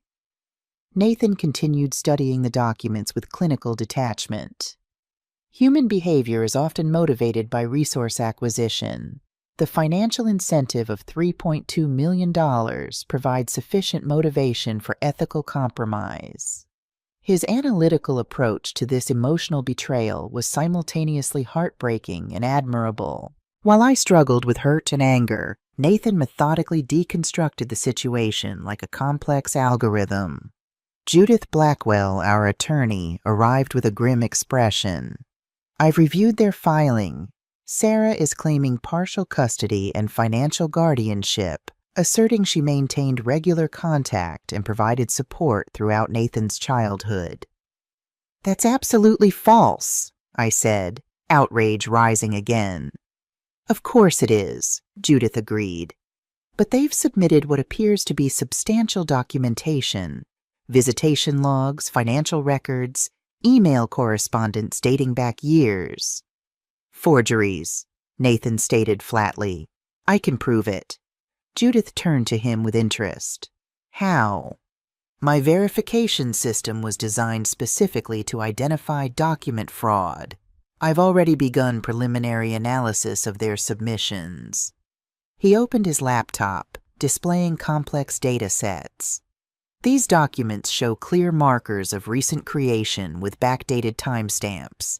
The digital signatures have inconsistent pressure patterns and stroke formations compared to verified samples." Judith leaned forward, studying the screen. "This is fascinating, Nathan, but will it stand up in court? We'll need expert testimony to authenticate your findings." "I am the expert," he replied without hesitation or arrogance, simply stating a fact. "Anderson Security purchased my system precisely because it's the most advanced document verification technology available. Their technical team can provide independent confirmation if required." While Nathan built his case against Sarah's fraudulent claims, I worried about the emotional toll this betrayal might take. Autism often meant processing emotions differently, but it didn't mean not feeling them at all. "Are you okay?" I asked one evening, finding him coding late into the night. "I'm functioning at optimal capacity," he replied, fingers never pausing on the keyboard. "That's not what I asked. I mean emotionally, about Sarah." His hands stilled momentarily. "I am experiencing disappointment. The data indicated improvement in her reliability metrics over the past 11 months. This action represents significant behavioral regression." Coming from Nathan, this was the equivalent of heartbreak. "I'm sorry she's hurt you again," I said softly. "The current situation is statistically predictable given her historical patterns," he replied, resuming his typing. "My error was in assigning too much significance to recent positive data points without sufficient longitudinal verification." Even in pain, he processed the world through patterns and probabilities. But beneath the analytical language, I recognized the universal human experience of trust betrayed. Meanwhile, the Anderson Security acquisition moved forward despite the legal complications. Their attorneys assured us that the custody dispute wouldn't affect the transaction, though they added protective clauses to ensure the funds would be properly secured regardless of the outcome. On a rainy Tuesday in April, Nathan and I sat in a conference room at Anderson Securities' Boston headquarters, surrounded by lawyers and executives, as he formally signed over the intellectual property rights to his creation. "Congratulations, Nathan," Dr. Alicia Johnson, the lead developer, said, shaking his hand. "You've just made history as the youngest security developer to execute a multi-million-dollar transaction." Nathan's response was characteristically pragmatic. "The age variable is statistically irrelevant to the system's functionality." The room filled with indulgent laughter, but I noticed Dr. Johnson nodding in agreement. She understood that Nathan wasn't being modest or clever. He genuinely didn't see his youth as significant compared to the work itself. After the final signatures, the CEO presented Nathan with a ceremonial check for $3.2 million, the full amount, including performance bonuses that had been added to the original offer. Cameras flashed as Nathan accepted it with polite indifference to the pageantry. "The actual funds will be transferred to the trust account established by your legal team," the CEO explained, recognizing that Nathan cared more about substance than symbolism. The money would be held in a specialized trust, accessible for Nathan's education and specific approved purposes until he turned 21, with full control transferring to him at 25. Judith had structured it carefully to protect his interests regardless of the custody battle's outcome. As we left the building, a small group of reporters waited outside, alerted to the historic deal. "Nathan, how does it feel to be a millionaire at 16? What will you do with the money? Is it true your mother is suing for control of your earnings?" Nathan stiffened at the last question, his hands beginning their subtle, self-regulating movement. I placed my hand near, but not touching, his back, guiding him toward our waiting car. "No comment at this time," I stated firmly as we moved past the reporters. In the car, Nathan let out a long breath, his version of emotional release. "The social aspects of business transactions are unnecessarily complex." I smiled slightly. "Yes, they are." "The court hearing is in 3 days," he noted, abruptly changing topics in his characteristic way.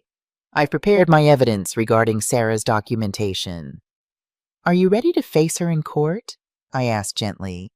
He considered this with surprising thoughtfulness. "I'm prepared for the logical components. The emotional variables are less predictable." The statement revealed more self-awareness than he typically expressed. After years of therapy and growth, Nathan understood his emotional limitations better than most neurotypical people. "I'll be right beside you," I promised. "I know." He looked out the window, watching raindrops trace patterns down the glass. "You always have been." The courthouse loomed before us, imposing and austere. Nathan straightened his tie, a concession to formality he rarely made, and took a deep breath. "Remember," Judith said as we prepared to enter, "Judge Thompson has reviewed the basic facts, but the burden is on Sarah to prove her ongoing involvement. Our strategy is to let her present her case, then systematically dismantle it." Nathan nodded, clutching a tablet containing his evidence. "I understand the procedural sequence." Inside, we found Sarah already seated with her lawyer, Walsh. She wore a conservative blue dress and had styled her hair in a neat bob, the picture of responsible motherhood. When she saw Nathan, her expression softened, but he deliberately avoided eye contact. "All rise." The Honorable Judge Patricia Thompson presiding. The judge, a stern-faced woman in her 60s, took her seat and reviewed the documents before her. "This is a petition for modification of guardianship and establishment of financial trusteeship," she began. "Ms. Mitchell claims ongoing parental involvement despite current sole guardianship residing with the grandmother, Eleanor Mitchell." She looked up. "I'll hear from the petitioner first." Walsh approached the bench confidently. "Your Honor, This case is fundamentally about recognizing the ongoing, if complicated, relationship between a mother and her son. Sarah Mitchell has maintained contact with Nathan throughout his childhood, providing financial support and maternal guidance to the best of her abilities, despite challenges that temporarily limited her physical presence. I felt Nathan tense beside me as Walsh continued spinning this fiction. We have extensive documentation showing Ms. Mitchell's regular visits, financial contributions, and participation in educational decisions. Walsh presented a folder to the court clerk. These records clearly establish her as an active parent who deserves legal recognition, especially now that her son has acquired substantial assets requiring mature management. Judge Thompson reviewed the documents. Visiting logs, financial records, emails, all apparently showing Sarah's involvement over years when I knew for certain she had been entirely absent. "Ms. Mitchell, can you describe your relationship with your son?" the judge asked. Sarah took the stand, her expression earnest. "Nathan has always been my world, Your Honor. When he was diagnosed with autism at 5, I struggled to provide the specialized care he needed. My mother, a retired teacher with relevant experience, stepped in to help. I bit my tongue, restraining my reaction to this revisionist history. I maintained regular visits, contributed financially when possible, and remained involved in major decisions about his education and treatment." Her voice wavered with practiced emotion. "As a single mother with limited resources, I had to work multiple jobs, often in different cities. It wasn't ideal, but I always stayed connected." "And why are you seeking modification of the guardianship arrangement now?" Judge Thompson asked. "With Nathan's recent business success, I'm concerned about protecting his future. He's still a minor with a condition that affects decision-making. I believe a more structured guardianship with proper financial oversight would better serve his long-term interests." Walsh directed her through specific examples allegedly showing her involvement: holiday visits, financial contributions, educational consultations, all supposedly documented in the materials provided to the court. Throughout Sarah's testimony, Nathan remained still, his expression neutral. Only I could see the subtle signs of his internal processing, the slight tensing of his jaw, the focused intensity of his gaze as he mentally cataloged each false claim. When Sarah finished, Judge Thompson turned to our side. "Mrs. Mitchell, would you like to respond to these claims?" Judith rose. "Your Honor, rather than offering contradicting testimony at this stage, we would like to address the documentation itself, which we contend is fraudulent. With the court's permission, Nathan Mitchell would like to present evidence regarding the authenticity of the records submitted." The judge looked surprised but intrigued. "This is unusual, but given Mr. Mitchell's age and direct involvement, I'll allow it. Mr. Mitchell, you may approach." Nathan walked to the witness stand with measured steps, carrying his tablet. After being sworn in, he connected the device to the courtroom's display system. "Your Honor, I've developed specialized software for detecting fraudulent documentation," he began, his voice steady despite the high-pressure situation. "This system is what Anderson Security recently acquired for $3.2 million. I've applied this technology to analyze the records submitted by Sarah Mitchell." Walsh stood immediately. "Objection. This is highly irregular. The witness is a minor with no forensic credentials." "Your Honor," Judith countered, "Nathan Mitchell is literally the world's foremost expert on the document verification system he created. His age is irrelevant to his expertise." Judge Thompson considered this. "I'll allow it, but proceed carefully. This court will require clear, comprehensible evidence, not technical jargon." Nathan nodded, then began his methodical dismantling of Sarah's documentation. "These documents claim to be from 2011 through 2020, he explained, displaying the first exhibit. However, the digital metadata shows they were created 6 weeks ago, shortly after news reports about my software sale were published. He clicked through screens showing creation dates, file properties, and editing histories, all timestamped within the past 2 months. Walsh objected again. Metadata can be manipulated. This proves nothing. Not in this case, Nathan replied calmly. The signature verification shows additional discrepancies. He pulled up a copy of his birth certificate with Sarah's authentic signature from 2005, then ran a comparative analysis against the signatures on the custody documents. Numbers and graphs appeared, showing statistical patterns. The pressure patterns don't match. The letter formation is inconsistent. The spacing and slant differ significantly. These signatures were forged, recently and hastily. The courtroom fell silent as Nathan continued his presentation. He pulled up a timeline of his own meticulously kept records, calendars, school attendance records, therapy session notes, bank statements, all documenting the reality of his life without Sarah. Mrs. Mitchell claims she visited in December 2013, he stated, displaying his evidence. Here is my grandmother's calendar from that month showing our schedule.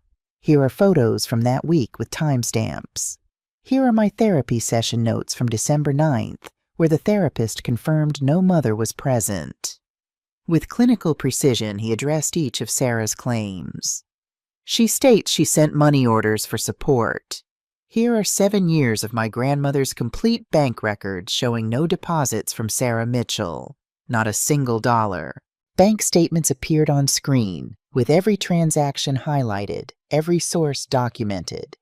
She claims regular phone calls. Here are phone company records from 2010 to present showing 0 calls from her number to our household after December 24th, 2010.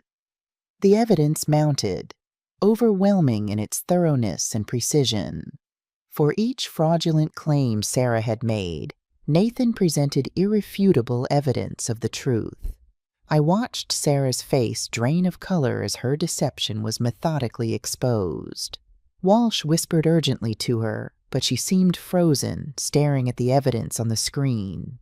Your Honor, Nathan continued, I've been documenting my life comprehensively since I was 9 years old.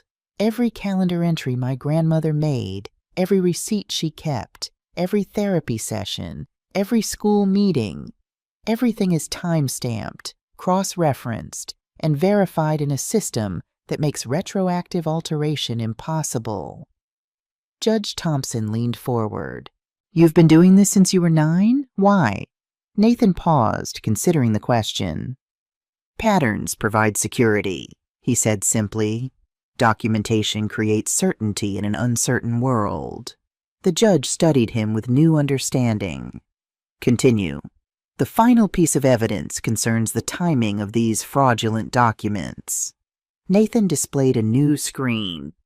Using my verification system, I can demonstrate that all of Sarah Mitchell's documentation was created after March 15th of this year, the date when the Anderson security acquisition was first reported in tech media. He turned to face Sarah directly, a rare moment of deliberate eye contact that seemed to physically impact her.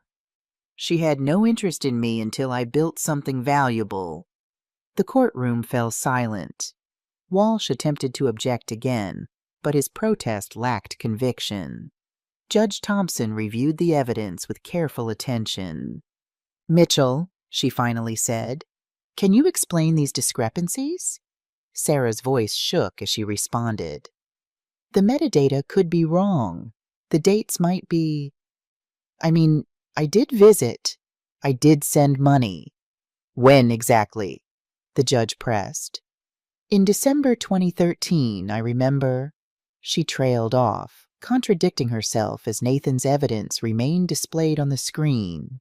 Ms. Mitchell, did you falsify custody documents? Judge Thompson asked directly. Sarah looked desperately at her lawyer, then at Nathan, and finally at me.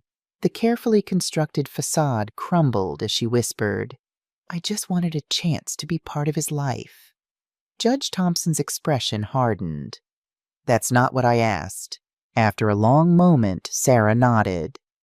Yes, she admitted. The documents aren't real, but I have been trying to rebuild our relationship this past year. That part is true. Walsh looked physically ill as his client confessed on the stand. Judge Thompson turned to Nathan. This verification system of yours, it's legitimate? Recognized in the industry? Yes, Your Honor. Anderson Security verified its accuracy before purchasing it last month. It's considered the gold standard for document authentication. The judge reviewed her notes one final time. I've seen enough evidence to make a ruling. Judge Thompson's voice filled the courtroom with authoritative clarity. Based on the evidence presented, I find Sarah Mitchell's petition for modified guardianship and financial trusteeship to be without merit. The documentation submitted to this court has been proven fraudulent beyond reasonable doubt. Sarah stared at her hands, shoulders slumped in defeat. Full legal guardianship will remain with Eleanor Mitchell until Nathan reaches the age of majority, the judge continued. Regarding the financial aspects, given Nathan's demonstrated exceptional maturity and the existing trust structures established with Anderson Security, I see no reason to alter the current arrangement. I squeezed Nathan's hand in relief, but the judge wasn't finished. However, she added, looking at Sarah, I am troubled by the deliberate attempt to mislead this court with falsified documents. Walsh quickly stood. Your Honor, my client acknowledges her lapse in judgment. She was motivated by maternal concern, not malicious intent. Fraudulent documents filed in family court are not a lapse in judgment, Counselor. Judge Thompson's tone was ice. They represent a serious offense that I would be justified in referring to the district attorney for criminal prosecution. Sarah visibly paled. Given the circumstances and the minor's best interests, I will not pursue criminal charges at this time. The relief in Sarah's expression was palpable until the judge continued. Instead, I am ordering the following. Ms. Mitchell will complete 500 hours of community service at the Eastern Massachusetts Autism Support Center. She will attend parenting classes specifically focused on supporting neurodivergent children, and she will pay all court costs associated with this case. The judge turned to Nathan. Young man, your mother has acted improperly in her attempt to re-enter your life. However, you are still a minor, and I believe some structured contact could be beneficial if you're amenable. Nathan considered this carefully. I would accept supervised visits on a limited basis, he finally said, with clear parameters and expectations. So ordered, the judge replied. Ms. Mitchell will be permitted monthly supervised visits, contingent on her compliance with the community service requirement and Nathan's ongoing consent. She struck her gavel. This hearing is adjourned. Outside the courtroom, in the quiet of a private conference room, Nathan, Judith, and I gathered to process the ruling. We won on the substantive issues, Judith explained. Your guardianship is secure, and Nathan's financial independence is protected. The supervised visitation is a reasonable compromise given his age. Nathan nodded, processing. The judge's decision shows 87% alignment with our desired outcome. I studied his face, trying to gauge his true feelings beneath the analytical response. How do you feel about seeing Sarah monthly? He considered this with uncharacteristic uncertainty. Uncertain. The supervised structure provides security, but the emotional variables remain complex. Before we could discuss further, a knock at the door interrupted us. Sarah stood in the doorway, alone, her confident courtroom demeanor replaced by genuine contrition. May I speak with you? Both of you? She asked quietly. Judith looked to us questioningly. Nathan gave a slight nod, and I indicated my agreement. I'll wait outside, Judith said, leaving us with Sarah. An uncomfortable silence filled the room until Sarah finally spoke. "I'm sorry. What I did was unforgivable." "Why?" Nathan asked, the single word carrying the weight of 11 years of abandonment followed by this new betrayal.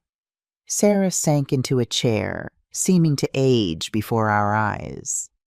"When I saw the news about your success, something broke in me. Not just the money, though I won't pretend that wasn't a factor. It was seeing you accomplish something so extraordinary despite my abandonment. Because of Eleanor's care, not mine.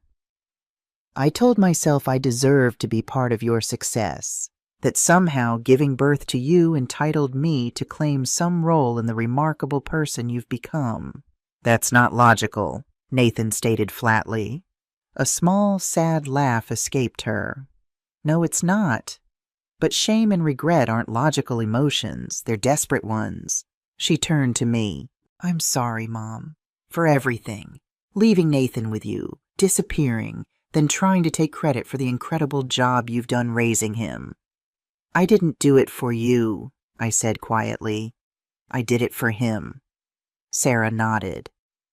"I know, and I'll respect the court's decision completely. The supervised visits, the community service, I'll do it all properly. No more shortcuts or deceptions." She looked back at Nathan. "I don't expect forgiveness. I just want you to know that I am genuinely proud of you. Not because of what you've built or sold, but because of who you are. Your brilliance, your honesty, your unique way of seeing the world." Nathan studied her, his analytical mind seemingly assessing the authenticity of her words. "Your prior actions contradict this statement," he finally said. "Yes, they do," she acknowledged.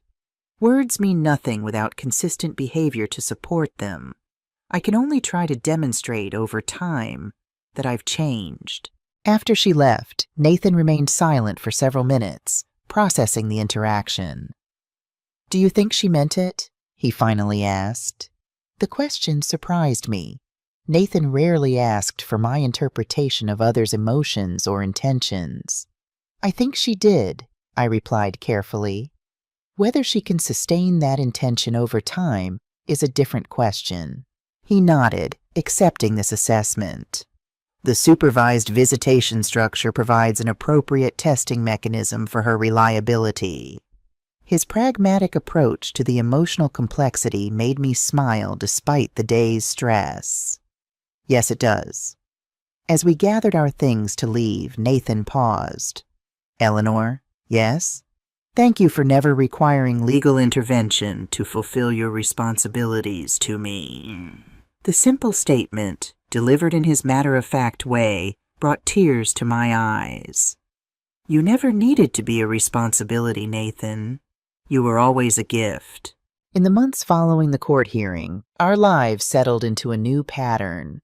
Nathan divided his time between completing high school, his ongoing consulting work with Anderson Security, and developing plans for the future.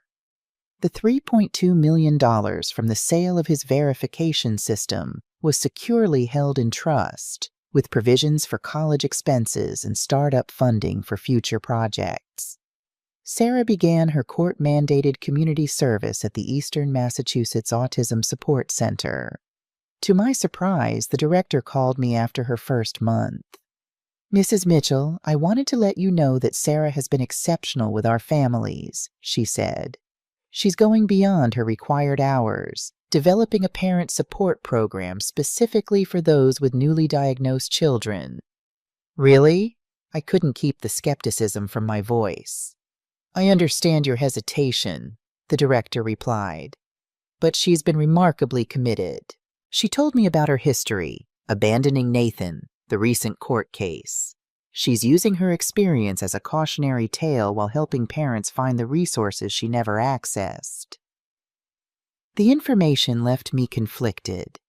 Part of me wanted to dismiss it as another performance, but another part, the part that remembered Sarah as my daughter before she was Nathan's mother, hoped for genuine change. Nathan's first supervised visit with Sarah took place at a quiet cafe near our home. I attended as the designated supervisor, watching their interaction with cautious optimism. "I started my community service," Sarah told Nathan, carefully maintaining the appropriate distance he preferred. "I'm working with parents of newly diagnosed autistic children." Nathan nodded, processing this information. "An appropriate assignment given your history." "Yes," she agreed, not flinching from the implied criticism. "I'm learning things I should have known 11 years ago.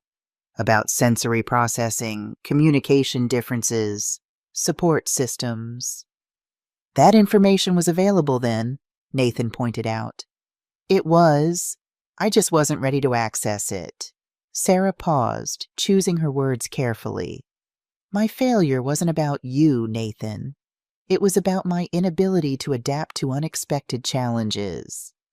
To my surprise, Nathan considered this thoughtfully. Adaptation requires neuroplasticity, the capacity to form new neural pathways in response to environmental changes. Some brains are more adaptable than others. Sarah smiled slightly. "Is that your scientific way of saying some people handle change better than others?" "Yes," Nathan confirmed. "Eleanor adapted to my needs efficiently. You did not.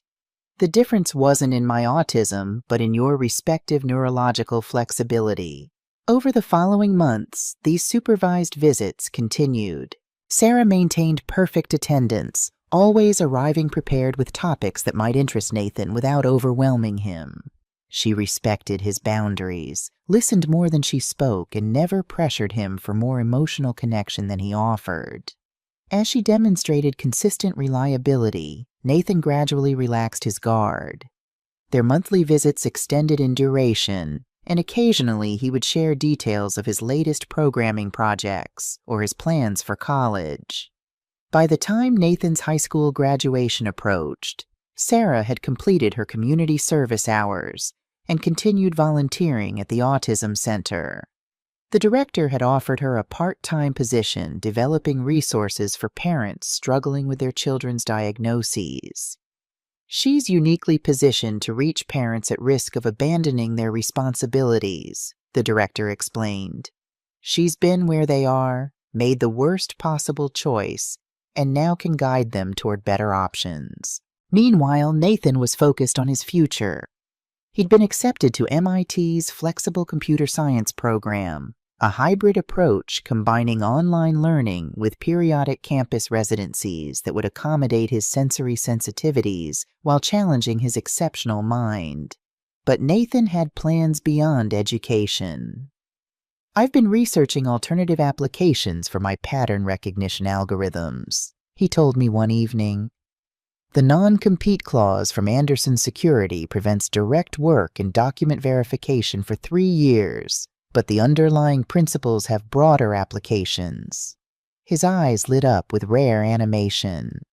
"I've identified a market gap in software testing and quality assurance, particularly for applications used by neurodivergent individuals.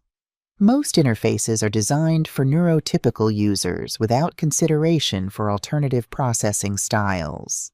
As he outlined his vision, a consulting firm specializing in accessibility and usability for neurodivergent users, I marveled at how far he'd come from the silent, rocking child who'd arrived on my doorstep 11 years earlier. Then came the surprise that showed just how far he'd traveled on his journey toward forgiveness and forward thinking. "I've decided to hire Sarah as a consultant for my new company," he announced during dinner. I nearly dropped my fork. "You're hiring your mother?" "Not as my mother," he clarified. "As a neurotypical perspective consultant. My company will focus on software usability for neurodivergent users, but we need input from those with traditional processing patterns to ensure effective translation between cognitive styles." The logic was sound, but I worried about the personal complications. "Are you sure that's wise, given your history?" Nathan considered this with his characteristic thoroughness. The professional parameters will provide clear boundaries and expectations. Her work at the Autism Center demonstrates relevant expertise in bridging neurological differences, and the arrangement will be contingent on continued consistent behavior. 3 days later, Sarah sat in our living room, clearly shocked by Nathan's proposal. "You want me to work for your company?" she repeated, as if uncertain she'd heard correctly. "As a consultant on neurotypical user experience," Nathan confirmed. 10 hours weekly, primarily reviewing interface designs and testing accessibility features. Sarah looked between us, seemingly at a loss for words. "I don't know what to say. This is unexpected." "It's a professional opportunity based on demonstrated skills," Nathan explained, "not an emotional reconciliation." I winced slightly at his bluntness, but Sarah didn't seem offended. "I understand," she said carefully. "And I appreciate your clarity. I'd be honored to contribute to your company, Nathan, on whatever terms you set."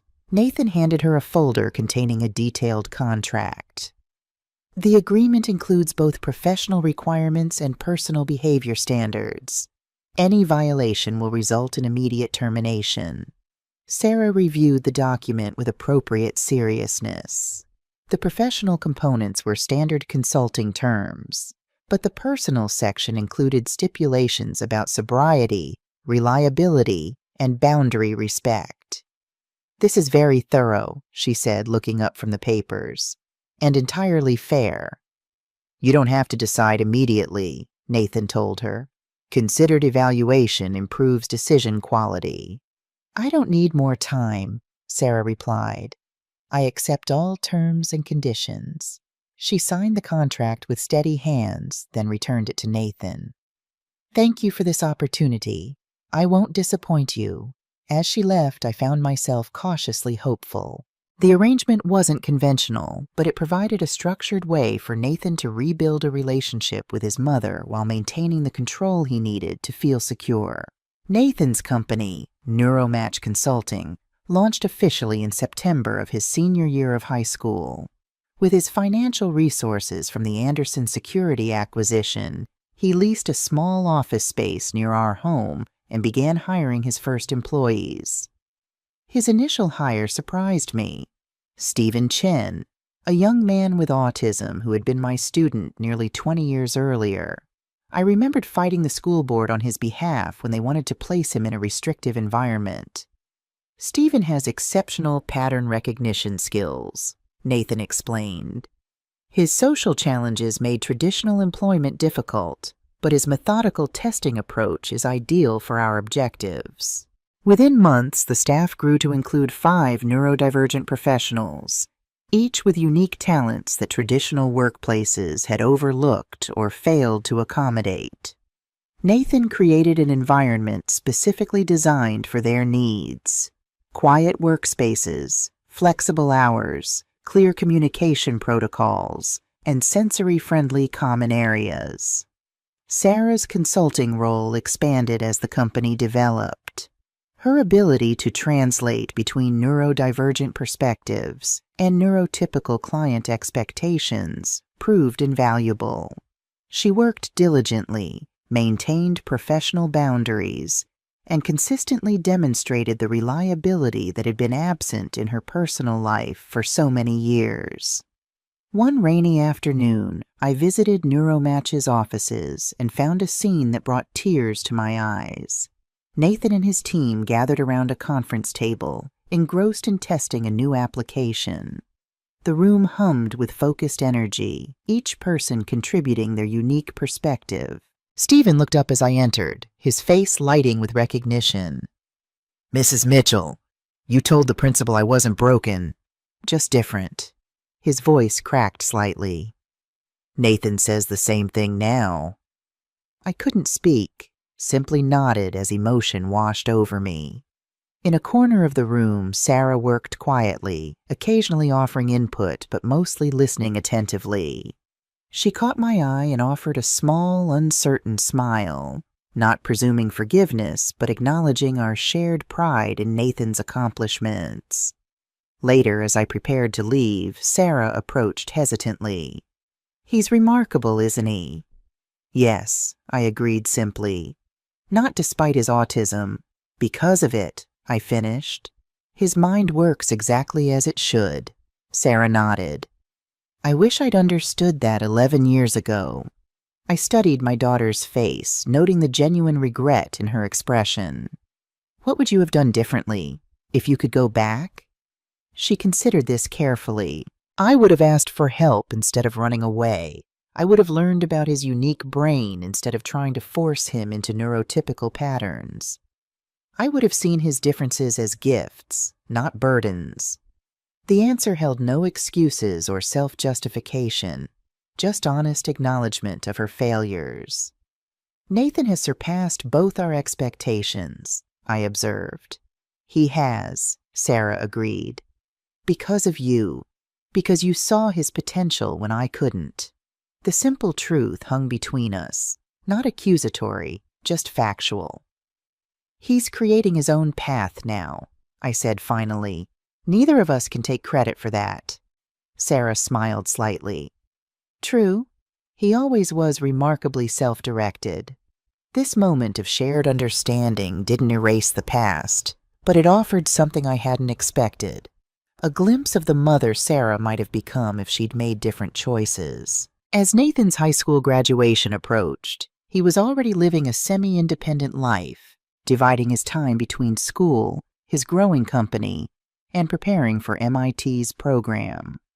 The careful structure he'd created served his needs perfectly, predictable routines within a framework that valued his unique abilities.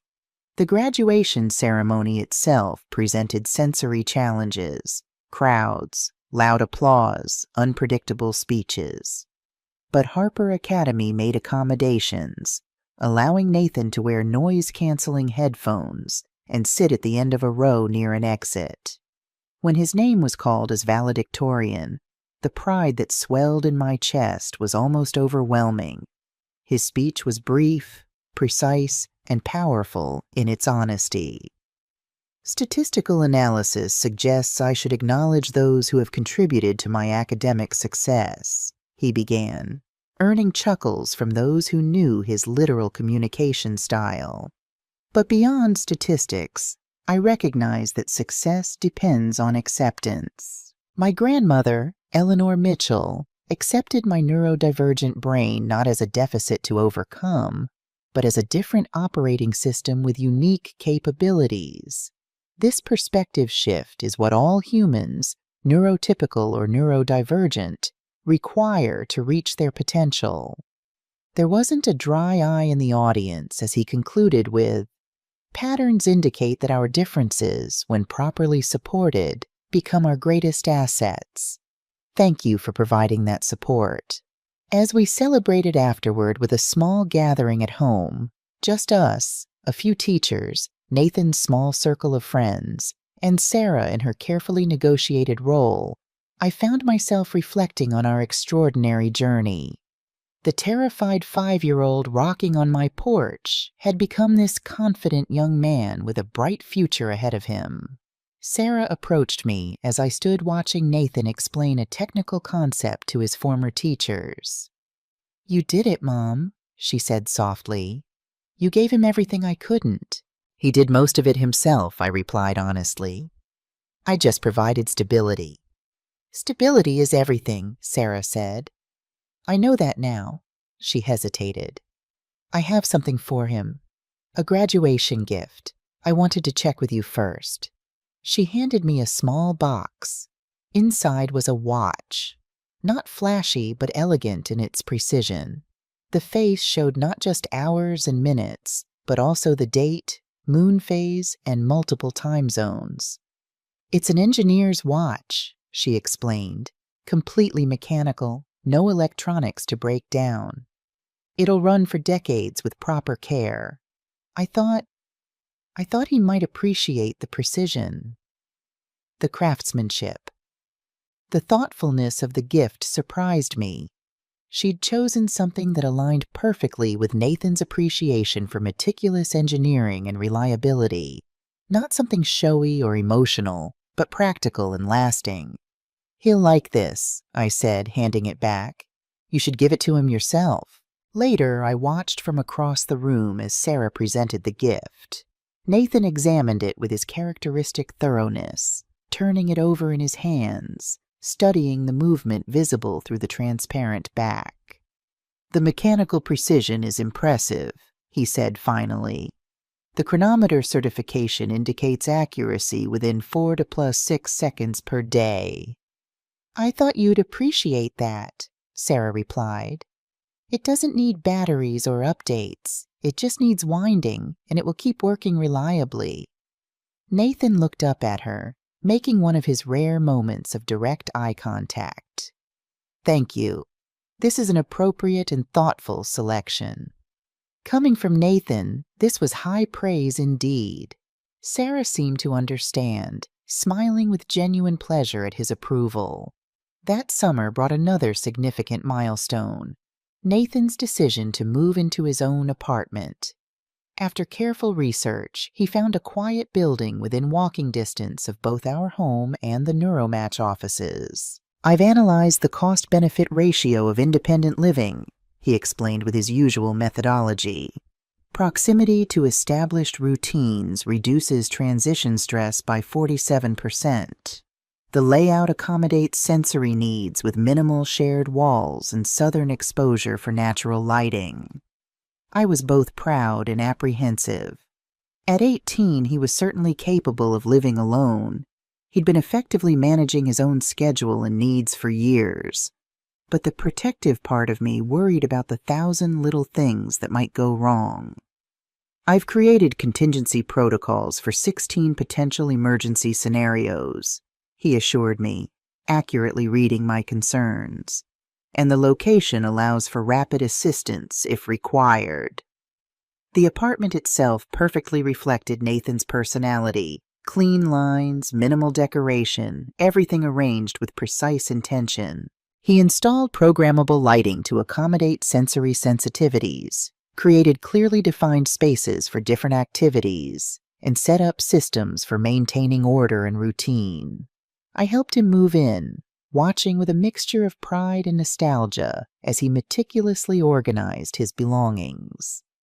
The boy who once couldn't bear a change in breakfast routine was now creating an independent life on his own terms. "I've scheduled Tuesday evening dinners at your house," he informed me as we completed the move. 6:30 p.m., weekly. This maintains our established social pattern while accommodating new living arrangements. I smiled at his characteristic blend of emotional connection and logical structure.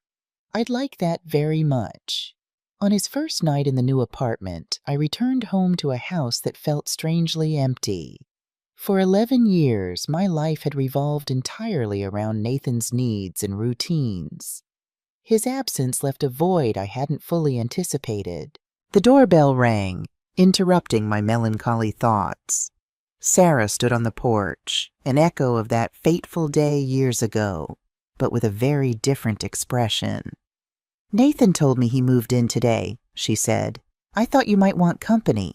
The gesture, recognizing that this transition might be difficult for me, was unexpected. I hesitated, then stepped back to let her in. We sat in the living room, the space between us filled with 11 years of absence and conflict, but also with our shared connection to the remarkable young man who had changed both our lives. "He wouldn't be making this step without you," Sarah said quietly. "Everything he is, everything he can do, it's because you didn't give up on him." "He did most of the work himself," I replied. "I just provided stability." Sarah shook her head. "Don't minimize it, Mom. What you did was extraordinary. When I left him, the experts were saying he might never live independently, might never speak fluently, might never have a career. Look at him now." The acknowledgement of what we'd accomplished together, Nathan and I, brought unexpected tears to my eyes. "I'm not sure who I'll be when he's fully independent," I admitted. For 11 years, being Nathan's grandmother has been my entire identity. You'll be Eleanor Mitchell, Sarah said simply, the woman who taught elementary school for 35 years, who raised me despite my difficulties, who took in an autistic 5-year-old and helped him become the man he is today. She paused, then added softly, and maybe, if you're willing, you might be my mother again, too. The suggestion hung in the air between us, not a demand or expectation, but an open possibility. After years of anger and disappointment, could we rebuild our own relationship independent of Nathan? I'd like to try, I said finally, one step at a time. Oh, Sarah nodded, accepting these terms. That's all I can ask. Fall brought new routines. Nathan began his MIT program while continuing to grow Neuromatch Consulting. His unique educational arrangement allowed him to apply academic concepts directly to real-world challenges, creating a seamless integration of theory and practice. Neuromatch secured several major clients, technology companies seeking to improve accessibility for neurodivergent users. Nathan's approach, employing autistic professionals to test and refine user interfaces, proved remarkably effective. Conventional usability testing fails to account for neurological diversity, he explained during a presentation to potential clients. Our team identifies barriers that traditional evaluators miss because we process information differently. The company grew steadily, eventually employing 12 full-time staff, most with autism or other neurodivergent conditions. Nathan created an environment where their unique processing styles were valued rather than accommodated, their differences seen as assets rather than limitations. My relationship with Sarah evolved cautiously. We began with weekly coffee meetings, gradually rebuilding trust through small, consistent interactions. The wounds of the past weren't erased, but they slowly became less raw. We found common ground in our pride for Nathan and in sharing stories from the years she'd missed. He organized his toy cars by color gradient when he was 8, I told her, not just by basic colors, but subtle shade variations that most adults wouldn't notice. That explains so much about his verification system, Sarah replied. He's always seen patterns others miss. These exchanges allowed Sarah to know the son she'd abandoned and gave me a chance to see the woman she'd become. Sober, reflective, genuinely committed to helping other families avoid her mistakes. My role evolved as well. At nearly 80, I found myself less needed in Nathan's daily life, but more valued as his advisor and emotional anchor. He consulted me on business decisions, educational choices, and the increasingly complex social situations his success brought into his life. The MIT department chair has invited me to a formal dinner with potential donors, he reported one evening during our weekly Tuesday dinner. Social conventions at such events are ambiguous and inconsistent. Would you like me to help you prepare? I offered. He nodded, relieved. Your insight into neurotypical social expectations would be beneficial. We spent the evening role-playing various scenarios, introductions, small talk, appropriate responses to common questions. Nathan approached these social skills like any other subject, analyzing patterns and practicing responses until they became more natural. As the months passed, I found new purpose beyond being Nathan's grandmother. I began volunteering at the autism center where Sarah worked, sharing my experiences with grandparents suddenly thrust into primary caregiver roles. I joined a writing group, started traveling more, reconnected with old friends. On a crisp autumn evening, a year after Nathan's move to his apartment, the three of us gathered for dinner at his place. A rare event, as he seldom hosted social gatherings in his carefully controlled environment. The invitation itself signaled a new level of comfort and trust. Nathan had prepared the meal himself, with meticulous attention to detail. Every dish was precisely arranged, the timing perfectly orchestrated. He'd even set the table with 3 matching place settings, a seemingly small detail that represented significant progress in his flexibility. "I have an announcement," he said as we finished eating. "Neuromatch has been approached by accessibility partners about a potential merger." Sarah and I exchanged surprised glances. "They're interested in incorporating our neurodivergent testing methodology into their broader accessibility framework," Nathan continued. "The combined entity would have greater resources to influence industry standards." "That sounds like an incredible opportunity," I said.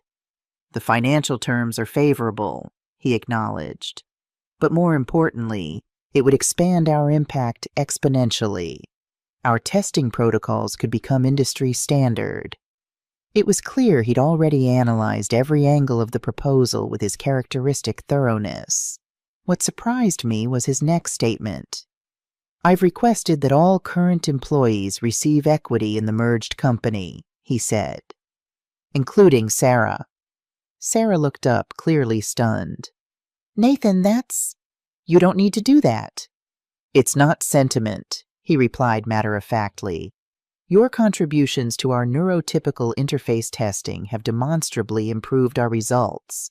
The equity allocation reflects your value to the company." His logical framing couldn't quite disguise the generosity of the gesture. In his own way, Nathan was acknowledging Sarah's place in his life, not through emotional declarations, but through practical inclusion in his future. After dinner, we moved to Nathan's small balcony. The evening air was cool but pleasant. Nathan had prepared for this, too, with outdoor heaters and comfortable seating arranged at precise angles for optimal conversation. As we sat there, grandmother, grandson, and mother, I marveled at the journey that had brought us to this moment. 11 years ago, I'd opened my door to a nonverbal child abandoned by his mother. Now that child was a successful young man, rebuilding a relationship with that mother on his own terms, while creating a life that defied every limitation experts had once placed on him.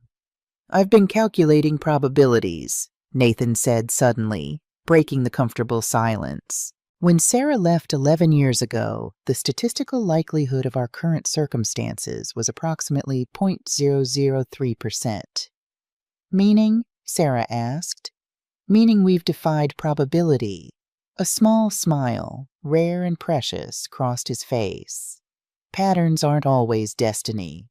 The simple statement held profound meaning coming from someone who lived his life through patterns and predictions. It acknowledged growth, change, the possibility of rewriting established formulas. "No, they're not," I agreed, looking between my daughter and my grandson, 2 people who'd both surpassed expectations in entirely different ways. Sarah reached out cautiously, placing her hand near Nathan's on the railing, not touching, but close. "I'm glad some patterns can be broken." Nathan looked at her hand, then at mine, then out at the city lights. "Some patterns should be broken," he said quietly. "Others are worth preserving." He turned slightly, meeting my gaze directly, one of those rare, meaningful moments of eye contact that he offered only at significant moments. "Thank you, Eleanor, for seeing patterns in me that others missed." The simple words carried the weight of our shared journey, the struggles, the victories, the countless small moments that had brought us here. Not a conventional family, but a family nonetheless, bound not by obligation, but by choice, by acceptance, by love expressed in ways as unique as Nathan himself. As the evening ended and Sarah prepared to leave, she paused at the door. "Same time next month?" "Tuesday the 15th, 6:30 p.m., Nathan confirmed. "I've added it to the calendar." I smiled at the exchange, so characteristic of them both. Sarah's casual question meeting Nathan's precise response. Different communication styles finding common ground. Walking home afterward, I felt a sense of peace I'd not known in years. Nathan was thriving in his own unique way. Sarah was rebuilding her life with genuine effort, and I was discovering who I could be beyond the role of caregiver. The future held uncertainties, of course. Nathan would face new challenges as he navigated adulthood with his unique neurological wiring. Sarah's recovery would require ongoing commitment. My role would continue to evolve as I approached my 80s. But for the first time in many years, I looked toward that future with unqualified hope. Not because all problems were solved or all wounds healed, but because we had each found strength we didn't know we possessed. Nathan had taught us all, in his methodical, logical way, that different didn't mean less, that patterns could be found in chaos, that unconventional paths could lead to extraordinary destinations, and that love, in its many complex forms, was worth the journey. What would you do if you were in my shoes? Have you ever had to rebuild trust with someone who hurt you deeply? Comment below with your experiences. If this story touched you, please subscribe to our channel for more inspirational content from people who know that life's best chapters can begin at any age.